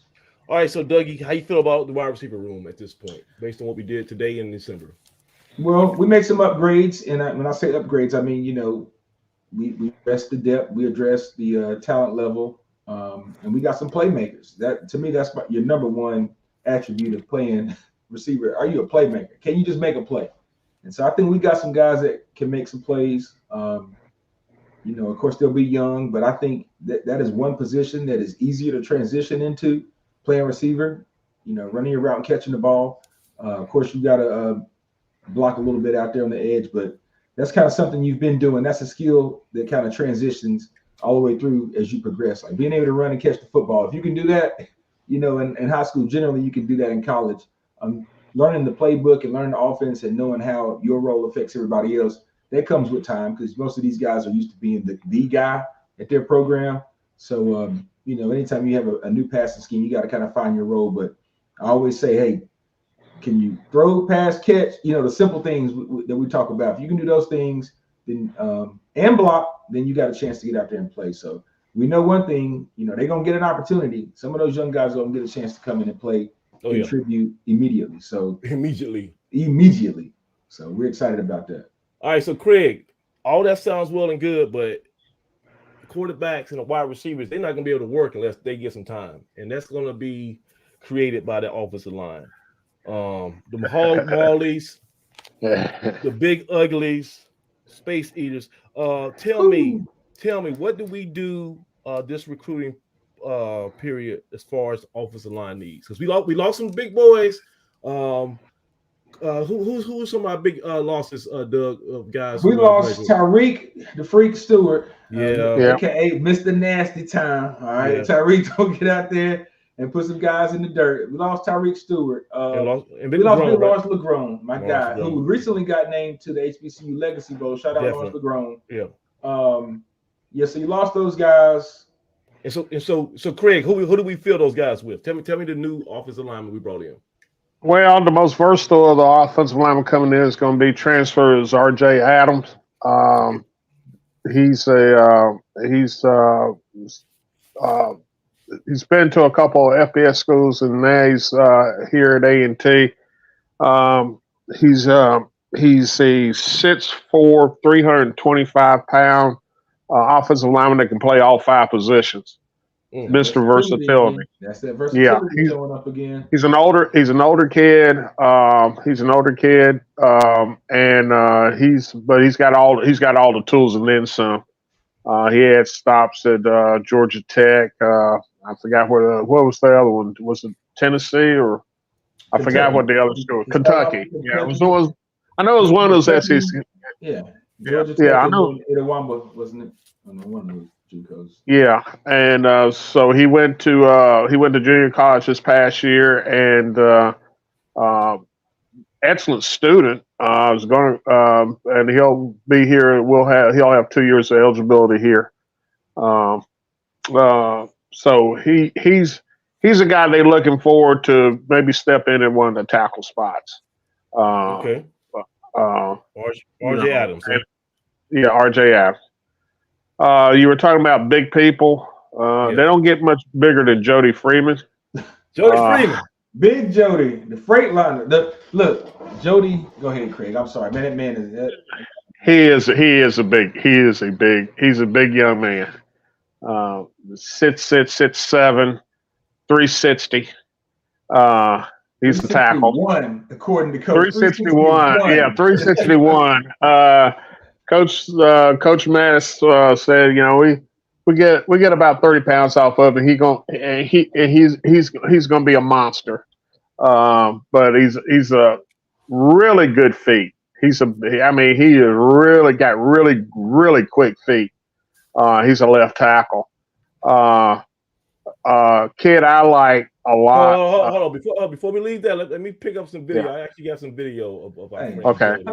Play some Jody Freeman video. I'd like to see that. Yeah. Jody's big, man. Well, that is a big dude. Craig, when he gets them paws on you, look at him. He's like Craig, I'm dubbing him right now. Jody Freight Train Freeman. Did you see him take that kid all the way down the tracks? Yeah, he plays with an edge. He plays with an edge too. Is he playing against the JV team here? What's happening here? Shout out Shavar and shout out my man Sean McClain. We got 2 Aggies that were instrumental in Jody's development. We got to get Shamar on the show so he can tell us a little bit about Jody's upside. But Jody works out with some guys out of Raleigh, out of the Cary area, and he's been putting in the work, right? He's getting better, working on his quickness, working on his feet, just becoming a better lineman, working with these guys. So I have full faith in his coaches and his new coaches. Coach Maddox, we know that. You see him? That's what I call. I'm dubbing that. That's when you freight train a guy, right? When you just take him all the way down the tracks and you just drop him off at his stop, right? Oh man, freight train Freeman. I like that. Man. Yeah, he's a big man. God, he's a big guy, man. He's a big guy. And Jody did play in. I think he played in the Blue-Gray All-Star game, and also played in the East-West Shrine game here in Greensboro. December now. This is getting inappropriate. He's beating up little kids. We about to get demonetized by having this on YouTube. It's awesome. He was the first of 2 All-State tackles we brought in. Wow. The other is a kid I like a lot, and I call him. You were talking about, everybody talks about Tariq Stewart, how you call him Mr. Nasty. Yeah. Well, got an heir to the throne in Timmy Hammonds. Timmy Hammonds. You're gonna have to keep him on the chain because he's gonna hurt somebody. That's all I can say. He's gonna hurt somebody. 6'5", 315. He's another one. Oh God! You go with the hammer, Timmy the Hammer Hammonds, or Timmy Hambone Hammonds. I also like Timmy Hamburger. Yeah, I like Hambone Hammonds. It's not Hamburger Hammonds. I like Hambone Hammonds. Hambone has a ring to it. That might be it, Dougie. That might be it. All right. So is Timmy? Is he a tackle too, or is he gonna be? Who's gonna be a guard here? He's a tackle too. He came down between us, Gardner Webb, and Campbell, and he chose to be an Aggie. Had my fingers crossed on that one. Craig, me too. Waiting on it, man. And when I didn't see him jump when Jody jumped, because come to find out, these guys have been best friends since 5th grade. I think they said Timmy and Big Jody. So they were in the East-West All-Star game together. They got a great picture out there post game where they're both standing there looking like they've been putting in work. And that was the moment I said, as a former East-West All-Star game alumni, I said, you know what? I want those 2 young men in Aggie land. And I saw the way they played, and I thought about Tariq Stewart, and I thought about Coach Maddox. I was like, man, just get all those guys together. Yeah. And those guys are bound to make a good decision to come to A&T. And voila. As Coach Maddox says, here's the beef. Not where's the beef. Here's the beef. We got the beef now. All right, I can dig it. All right, who else we got, Craig, on that offseason? We've got a young man. Got a young man out of DC. We got a young man out of DC who's got NFL bloodlines, and you probably will remember this last name. His name is Noah Okoye. And Nigerian Nightmare. The Nightmare man. Yeah, he was related to Khristian Okoye. For real. The Nigerian Nightmare. You saw me post on Twitter, Okoye, because I was so excited. Because listen, I got a thing going back and forth with one of these gentlemen from Morgan State. And to Morgan State's credit, when they offer offensive or defensive lineman, he's about his business. All right. So they looked the part. They looked the part. Morgan State looked the part. Yeah. Generally, over the last 80 years, Craig, or longer. Yeah. Morgan State has always had great linemen. They've always had great linemen. I mean, you talking about going back to the days of Earl Banks, man. Morgan used to put fear. They put fear in people's hearts when they came on the scene. Well, they're building trenches up there now in Morgan State, and when I saw that they had offered the young man, I knew he was the real deal. But then I saw the Aggies offer him not too far after. Just this last couple of weeks, he posted that he had an offer from A&T. So I've been back and forth with one of my Morgan State boys. And when I saw that this kid signed with us, I could not wait to send that gentleman a message and let him know we took one right out of his backyard. Mr. Okoye, Noah Okoye, when you turn on his film, Samaj, he plays guard for the most part. Need a guard. Great feet, great hands. I just immediately said, this is a guy that Coach Maddox can mold, can work with. But you see his size, right? You see his athletic ability. He's a basketball kid who's only been playing football just a few years. All right. So when you cut the film on and you see him moving, you see his technique, you just realize how much potential the kid has. And again, these are young men that we would have been happy to have in any other year, right? If we sign him any other year, we're like, man, we got our best tackle in the building, right? or our best offensive lineman. You know, we got a guy that's gonna play for us. Now, you know, he's kind of right in the mold of guys we expect to sign. So I think that's a plus. You add these young guys with the size into some of that veteran leadership we got in Cesar Monaro, Jason Ivey, and Big country still. Big country, and you have Corian Sharp, who I tell you all the time, the guy's a monster. So Coach Madden seemed to be concerned at all about his group and what he's going to be able to do, and to see his vision for the future and kind of, you know, how they're going to build the thing up and continue to keep that offensive line machine rolling like it has been since he's got Nanty, right? He's always had good offensive line. So it's good to know that we're still going to be pounding folk up front. But Okoye, I know that name, that last name rang a bell immediately. And so just to clarify for all fans, and smart kid. We haven't come across, I'm telling you again, it's a kid that they said was tremendously smart. So a student. Yeah, but just to clarify, there was a player, that's the guy from the UK, the offensive lineman from the UK. He signed with us for about 30 seconds, and then there was some issue with his something coming in here. So I think he got released from his commitment, and he was back in the transfer portal, whatever. What was it? You know his name off top? CK something? Bobby. Yeah. Bobby. Okay, so we had some high hopes for him, but that didn't work out. So that's, if you're wondering what, because I know everybody was like, oh, he committed and signed all this stuff. If reason why he's not on the list, because that was the last 12th hour, 11th hour issue, and he couldn't I guess transfer here. But he's wish the best to him. So was that the final count? So we got a total of 4 offensive linemen. Was there anybody else that I missed?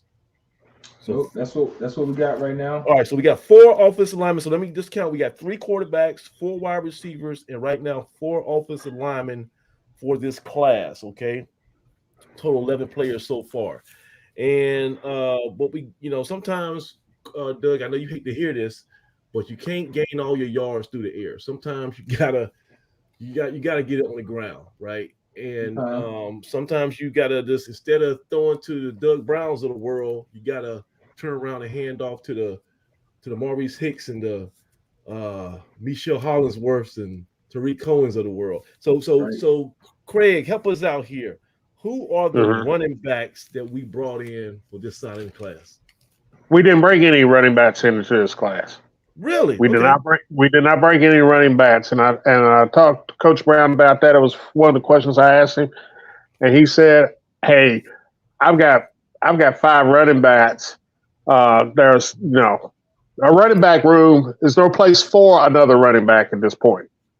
We'll look at running backs next year, but right now we got more than enough running backs. We got more than enough running backs." That means we had some awesome retention. And that's hard to do in the portal NIL days. So Kenji Khristian is coming back. Right. The Grave Digger. Grave Digger back. Yeah. First name Charlie, last name Dixon is coming back. Yep. We got Minimo, Maurice, Jalen Hicks. Jalen Hicks is coming back. Right. And who else we got in the Shamik Blizzard. Oh, the Blizzard. Not Dairy Queen, the Dairy King. Shamik Blizzard. Oh man, he shined a little bit towards the end of the season. I think he started the final game against Campbell. He has some juice, man. Oh, so you're right, man. We are jam packed. I mean, it wouldn't be fair for those guys to bring another head in that room at this point. Hey, right, and you knew. Your new offensive coordinator already recognized that, because he said that is the deepest. That is probably the deepest and most experienced group on the squad. Those guys are bright. They've already picked up this. They've already started in. First, they had the first team meetings as far as groups were concerned, and those guys were dead on it. So that's a really good group, and that's an excellent group of running backs. Not just good, they're really good. So we're solid at running back. We got running backs out of ears. All right, so Doug, I got a question for you. Yep. It's a rhetorical question. What normally do they say wins championships? Is it the offensive side of the ball, special teams? What do they say normally wins championships? They say defense. They say defense. Defense wins championships. And the name of our website is what? Blue Death Valley. That's not for the offense, right? That's that Blue Death defense we love so much, right? Yeah. So let's turn the page now. So far we've got 11 signees. So that means that we got 11 more guys we got to talk about. And all these guys on the defensive side of the ball. So unfortunately, I got some good news and some bad news. The bad news is that last year, as far as the CAA went, out of 15 teams that played football in the Coastal Athletic Association,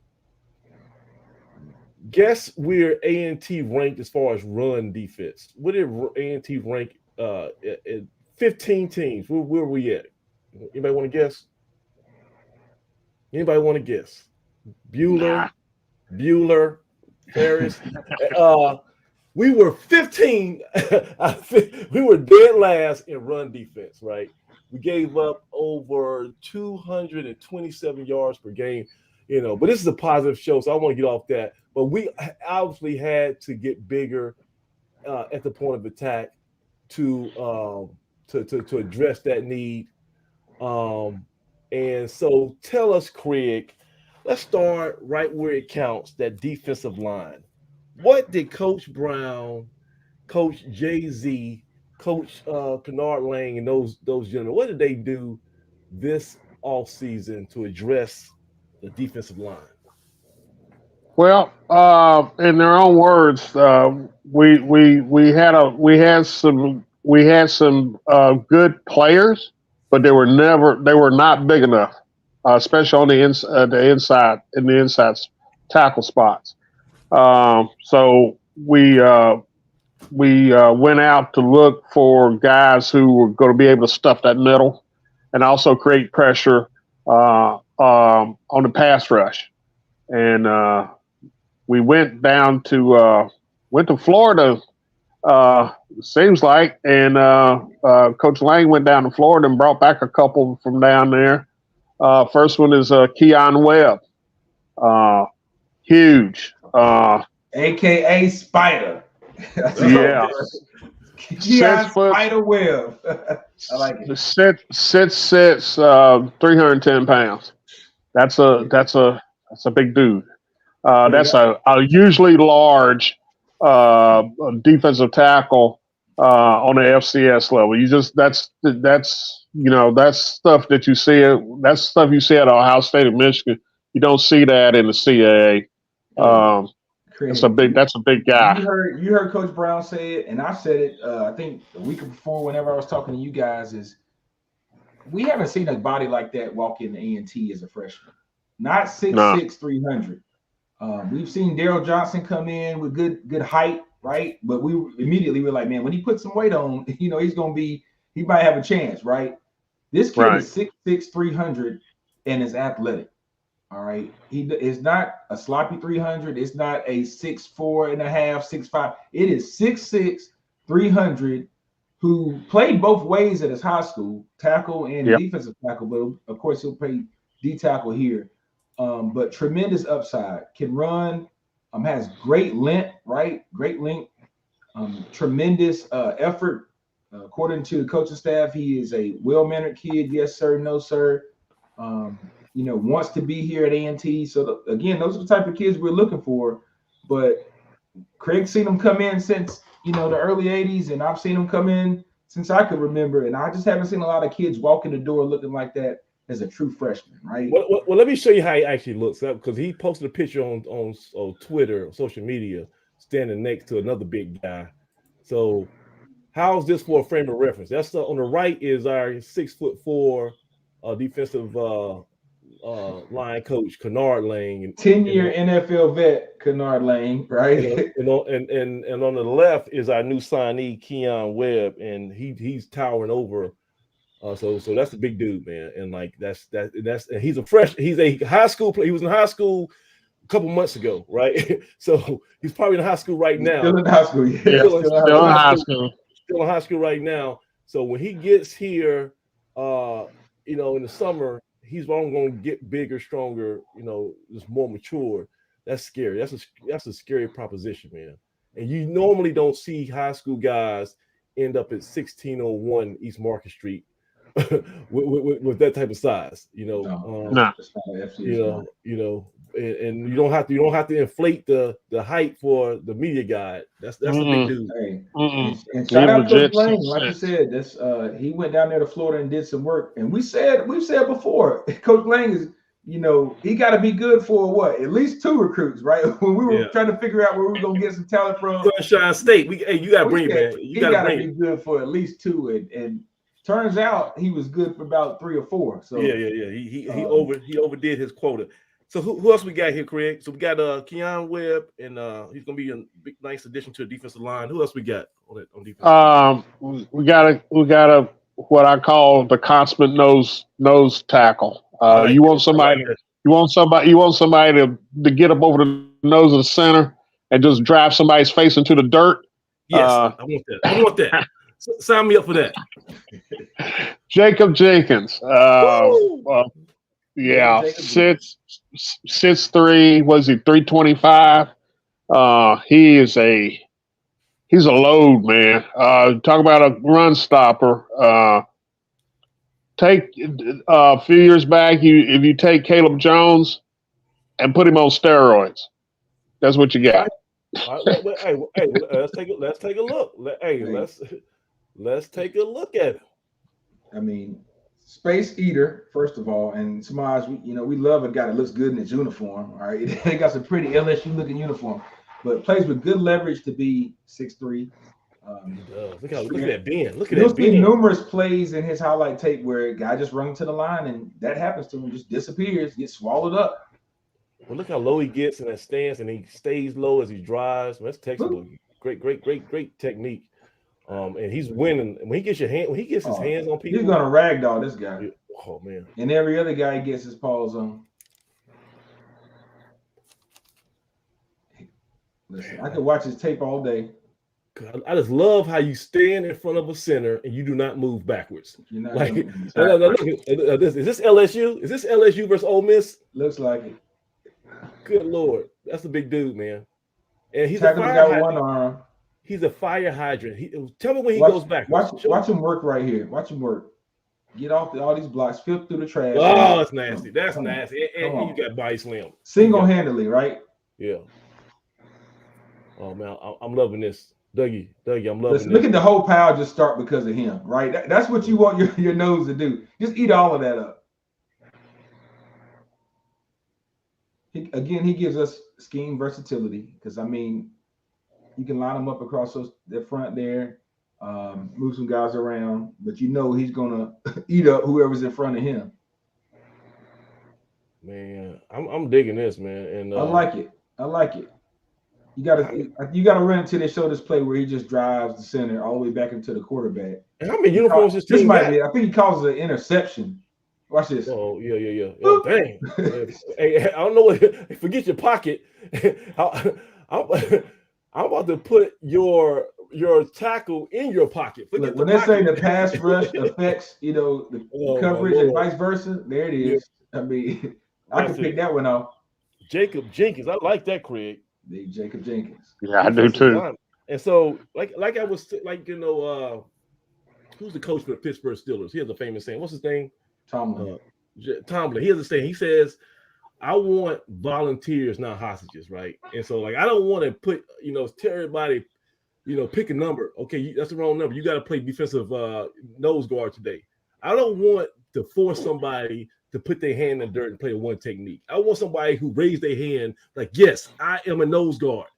I think we kind of lost Caleb Jones because Caleb Jones might have thought that he could play something else besides nose guard.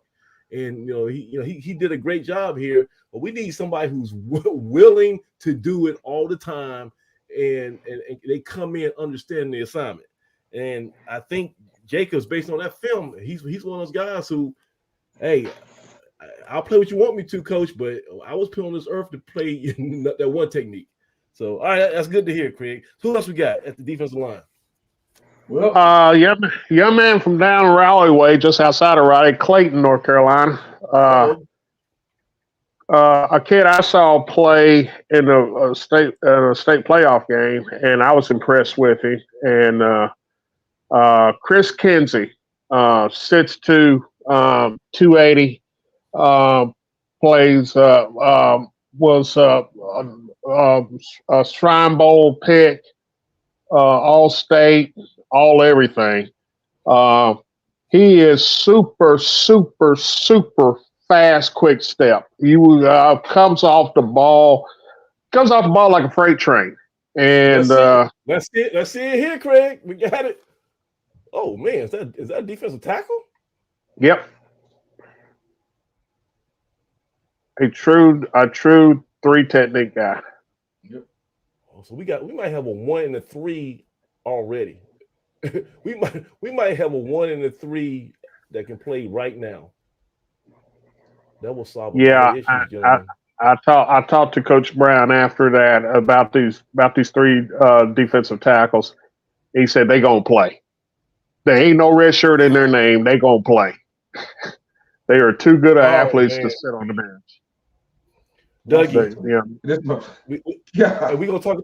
We gonna give out some grades in a little bit here before we get off the show. But man, I might have to scratch out my initial grade. If you continue to watch this film, man, you'll see him do a little bit of everything well. Yeah.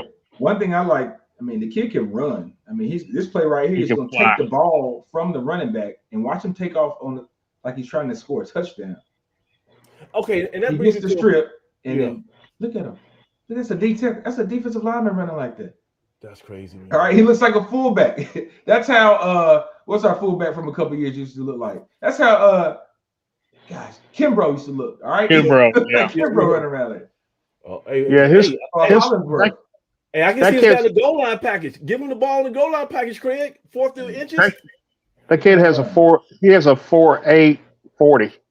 That's 6'2", 280. Get out of here. Oh my Look at it run out the screen. You're not running the screen on me. Ain't no middle screen.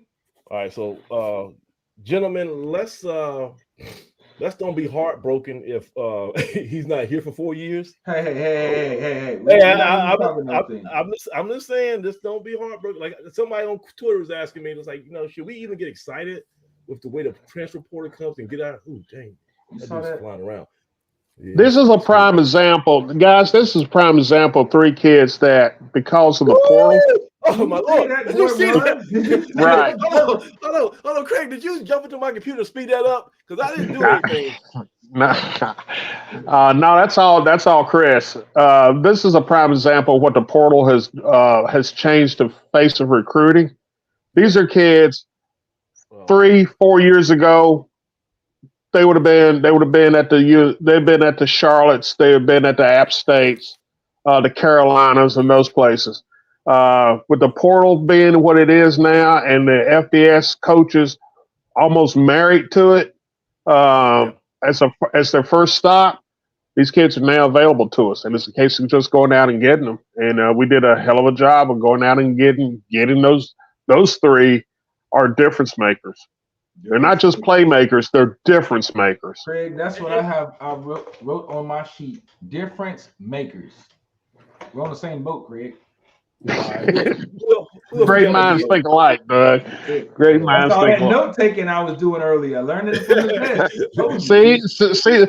See what the little notepad will do for you, man. Yes, this is an invaluable tool right here. Hey, Craig, he was cheating off your test. Don't be all happy. Man. Before you got here, he had the scoop on everything, and he said it was all his research. He didn't say he got it from you, but we know the truth. Hey, so who else we got? Now, mind you, we didn't sign this kid in this window. Craig might jump on it, but the Josh Hardy kid, Boston College, who wasn't a Florida boy, but he does have connections to Coach Lang, as Coach Lang played college football with his father. So again, we said Coach Lang got to be good for a couple of them.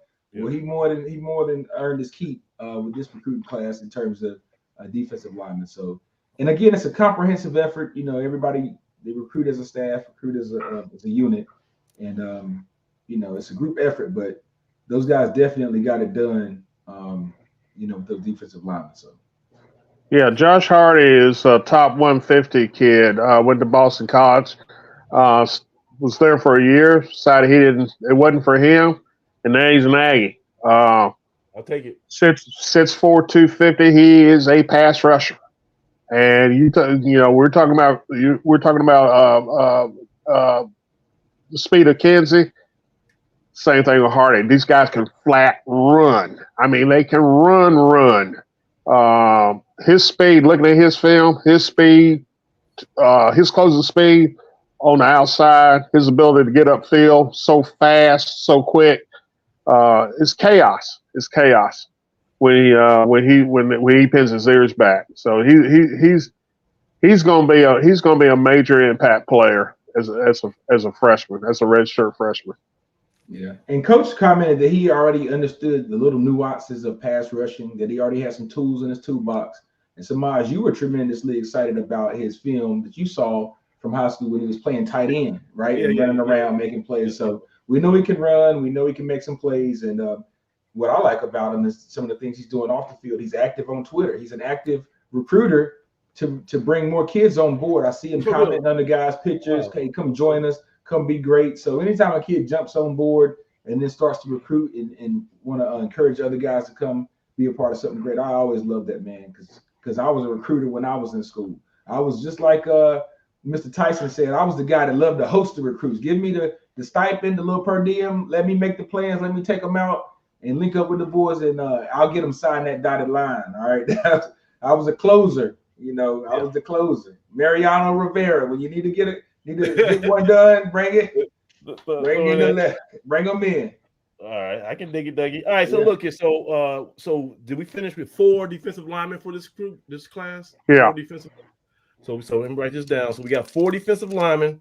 So in addition to 11, so that's 15 now. So we got.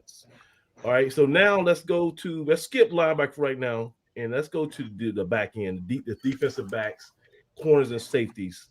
Let's just go through that list, Craig. Who today did we bring in? We talked to Khristian Tyson, obviously. Right. Him and his dad. Who else did we bring in who play some DB for us? Okay, Cam Maddox, the transfer from Dartmouth. I like that kid. Yeah. Yeah, he was a starter up there. He's graduating. He's graduating in May. Guy's also writing a book right now. Tells you something about his intellect. He's writing a book. You mean like metaphorically? Yeah, he's finishing a novel. Yes, he's finishing his novel.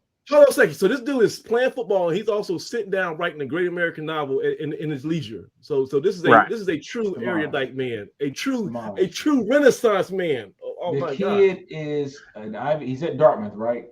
Right, he's at Dartmouth. He'll be done in March. He'll be heading this way when he's done in March. Samaj, the kid has a 1,300 plus SAT score. I told Craig that was 2 of my scores put together. We're talking about some smart kids and a heck of a football player. Anytime my sister calls me and tells me, who is this kid I just saw on Twitter? He's flying around out there. I'm hearing we got a guy on the back end that can fly. He's smacking guys. She went and watched this film and called me because she was impressed with his ability. And my sister don't watch no game film. But this is easy to see. That's easy to see. The kid can run and play. So Ty Williams, man, we got some competition back there. We love competition. That iron sharpens iron. So now we got some quality depth, and may the best man win. But that looks like it looks like the back end, that blue depth is gonna be feeling good. Yeah, 6'2", 205. That's a big safety. He can play close to the line. Again, with versatility. I was about to say the same thing, Samaj. We have a lot of versatility amongst all these guys. So, as Coach Z says, he likes to put the puzzle pieces down the box now. Yeah, he's got another puzzle piece to add to the puzzle. All right. Okay. Also, Cam Maddox, safety, 6'1" from Dartmouth. I like smart guys. And I think the man is he should fit in well here. I think he's an Omega, so he's a Q. So Q-Dog Maddox, Cam Q-Dog Maddox, he even took his picture. How come nobody from my fraternity ever gets on the show? The Tri-Lambs. Lambda.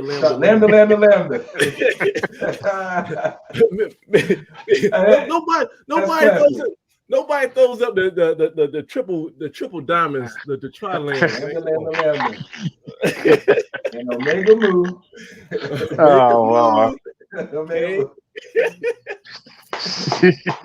Oh, that's classic. They don't know about that, Samaj.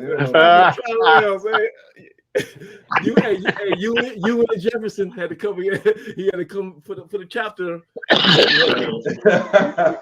You and Jefferson. All right, man. Jefferson.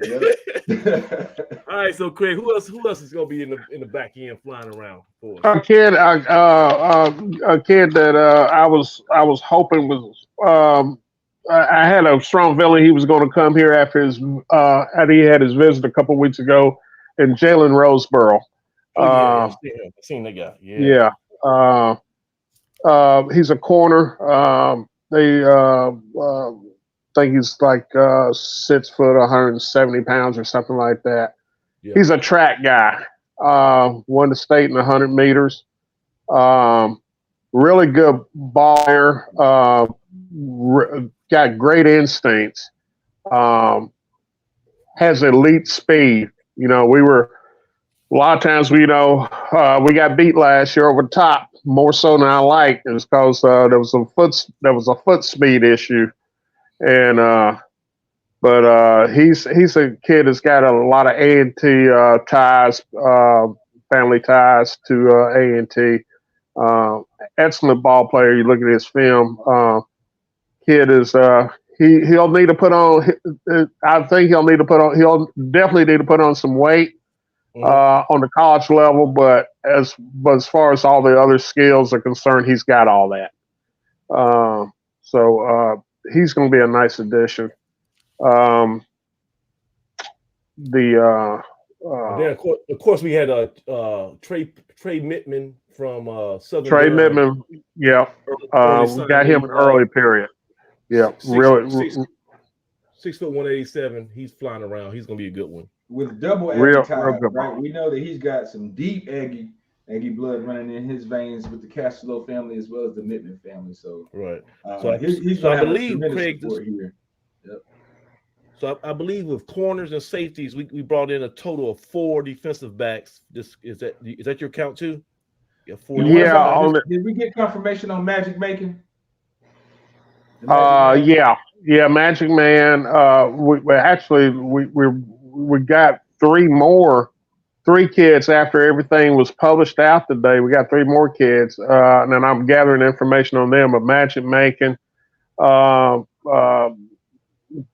got him. Another kid by the name of Robert Stewart, another corner. All these kids are corners, and then we picked up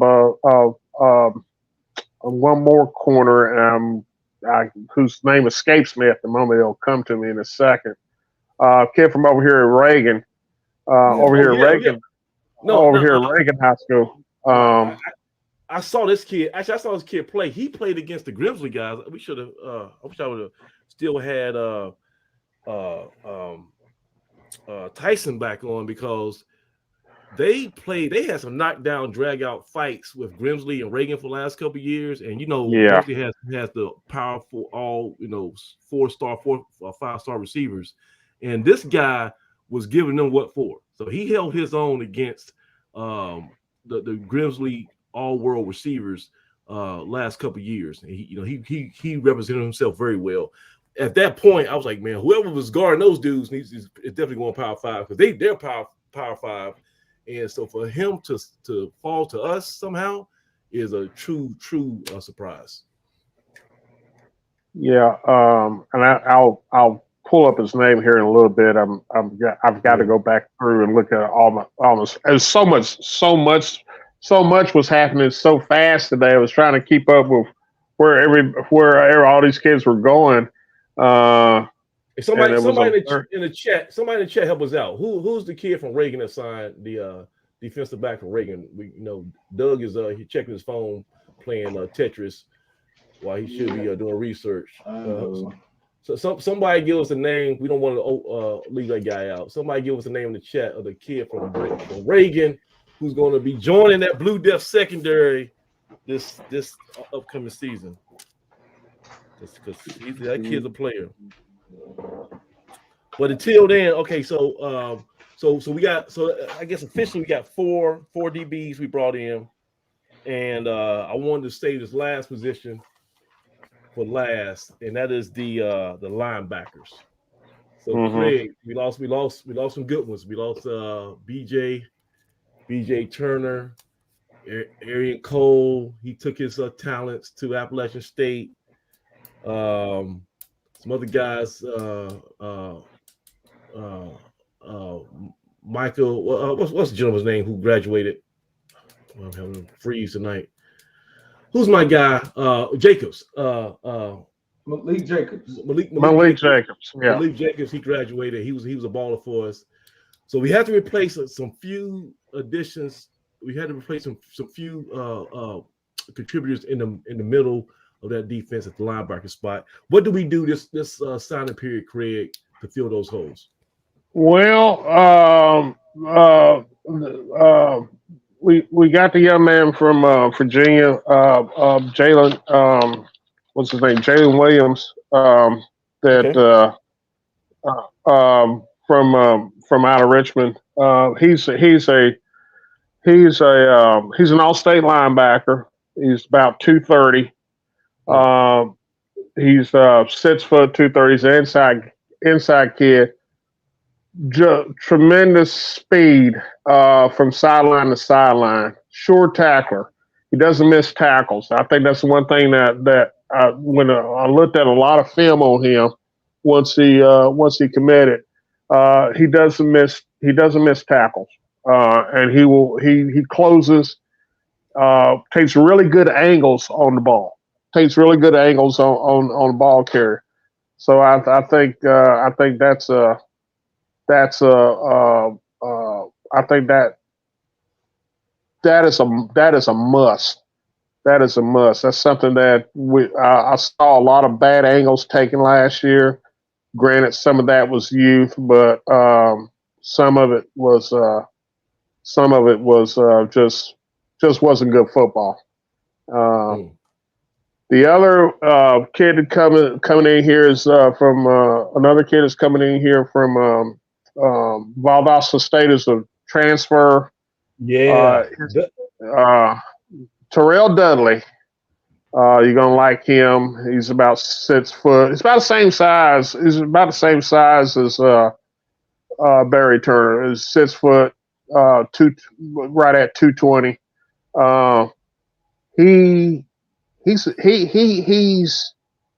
He does what Barry Turner did for us last year. He's a Zach carbon copy. You look at his film, he's a Zach carbon copy. He's all over the place. He creates havoc. He gets in the passing lanes. He creates turnovers. He does tackles for losses. He stits, rolls, and jabs. I mean, he does what you want to have from an inside backer. You want an inside backer to be very active and very disruptive. Yeah, and that's exactly what he does. You're gonna like him. This is a kid who came in as a freshman in Valdosta State and took over about mid-season as a starter and became team captain. You don't see that you don't see young players come in and be team captains of college football teams. I don't care what level you're on. That doesn't happen. That's usually a junior or senior type thing. You don't take those type of leadership roles as a freshman. So, but he's already here on campus. He'll be, we got a lot of early enrollees out of his class. He's already here on campus, and you're going to see him in spring ball. And I'm going to tell you, if you like Barry Turner, you'll love this guy. Listen, the coaches have already fallen in love with him and played it down here. I'm not gonna take your word for it. I'm gonna pull up some film. Let me see this guy. Okay, go ahead. Let me see this guy in action. Ooh, boy. That's the guy. That's the guy. Well, that's fast. Oh my Lord. And see, Doug, it's like I was saying, I love the fact that we're going down to D2 level and doing what the FBS schools do to us.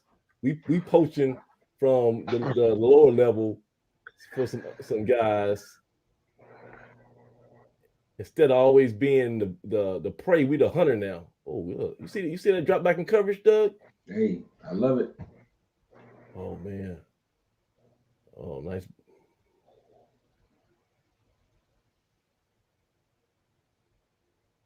Oh yeah, this guy has that pursuit, man. Looks like a give me a comp, Dougie. You're the comp king. Give me a comp right here, man. Well, he's got some of the quickness that Taekwon King used to display. I mean, of course, we talked about some Barry Turner, just because that's what we've most recently seen. Can we commit blasphemy? But I was about to say, you know who he looks like a little bit. Can we say the name? We don't throw this name out there lightly, but he got a little two shot in him. He got a little two shot in him. He got a little Herb Dixon. Herb Dixon. Good Lord. When I look at this guy, I just see Herb Dixon, man. I'm telling you. Flying around, man. And he's got the little slight bow leg action like Herb, man. So he does give you some thoughts. He came back to the plate. Oh, the pursuit, man. The pursuit and the relentlessness that you see. I haven't seen that type of relentless coverage since Blue Death Valley. For real. That's it, Doug. I tell you. Yes, sir. Ooh, and he got bad intentions too. He's not just playing two-hand tag, man. I tell you. Looking, and like Craig said, you see him all over the place. He's on the edge. He's in the middle. He's running guys down 40 yards down the field. So you give that type of effort, good things will happen because you're gonna be around the football. All right, so guys, we're gonna. I got a surprise for you. We're kind of going along. We obviously tried to stay at 90 minutes, but Craig said we can go a little bit over time. But we got a bonus for you guys, all your loyal fans of Blue Death Valley, everybody who has supported the Inside the Valley podcast. This I know everybody's excited. This has been a special time for us, culmination of a lot of stuff, because it's almost like a marriage, man. A courtship, you have a honeymoon, engagement, not honeymoon, but you become a fiance, you have, all this planning, and then the big day happens, right? And you don't want it to end. So we got a bonus round tomorrow night. We're gonna do another special broadcast, and we got A&T defensive coordinator Coach John Seidenberg, Coach Jay-Z. He's going to be here to give his own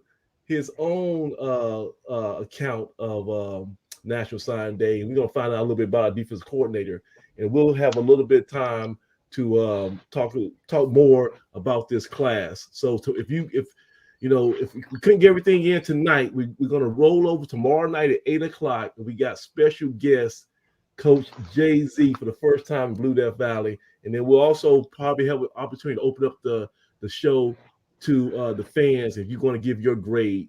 But so let's wrap up the next few minutes, guys, and then we'll sign off tonight and then come back tomorrow night if that works for everybody.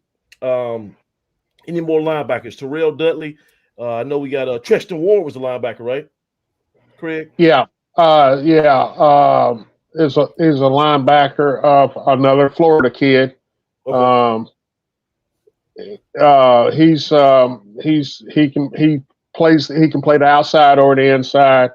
The coaches talking to the coaches after the event tonight, they feel really good about their linebacker room, especially with the two rides of sophomores coming up.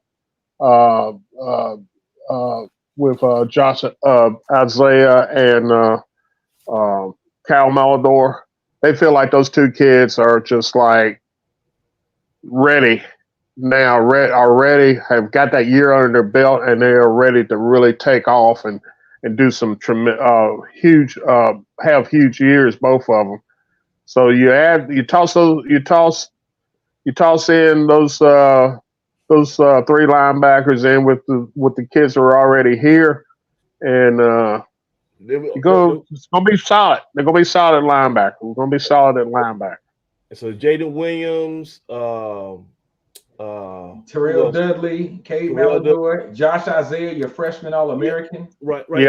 And also we signed Daniel Coles last I was about to say December. that was my next thing. Coles is Daniel Coles. And he looks like he was going to be a two-way player, but I think initially they're going to feature him on defense at the linebacker spot. So I think he's going to get a chance to roll around. And hopefully, I don't think we missed anybody. Is that everybody, Craig? You got anybody else we need? Yeah, I was going. So I won't be remiss. The young man from Reagan High School. His name is Carter Powell. Yeah, definitely. I like him a lot. I like him, and I like the young man that we got out of what was it, New Jersey. I think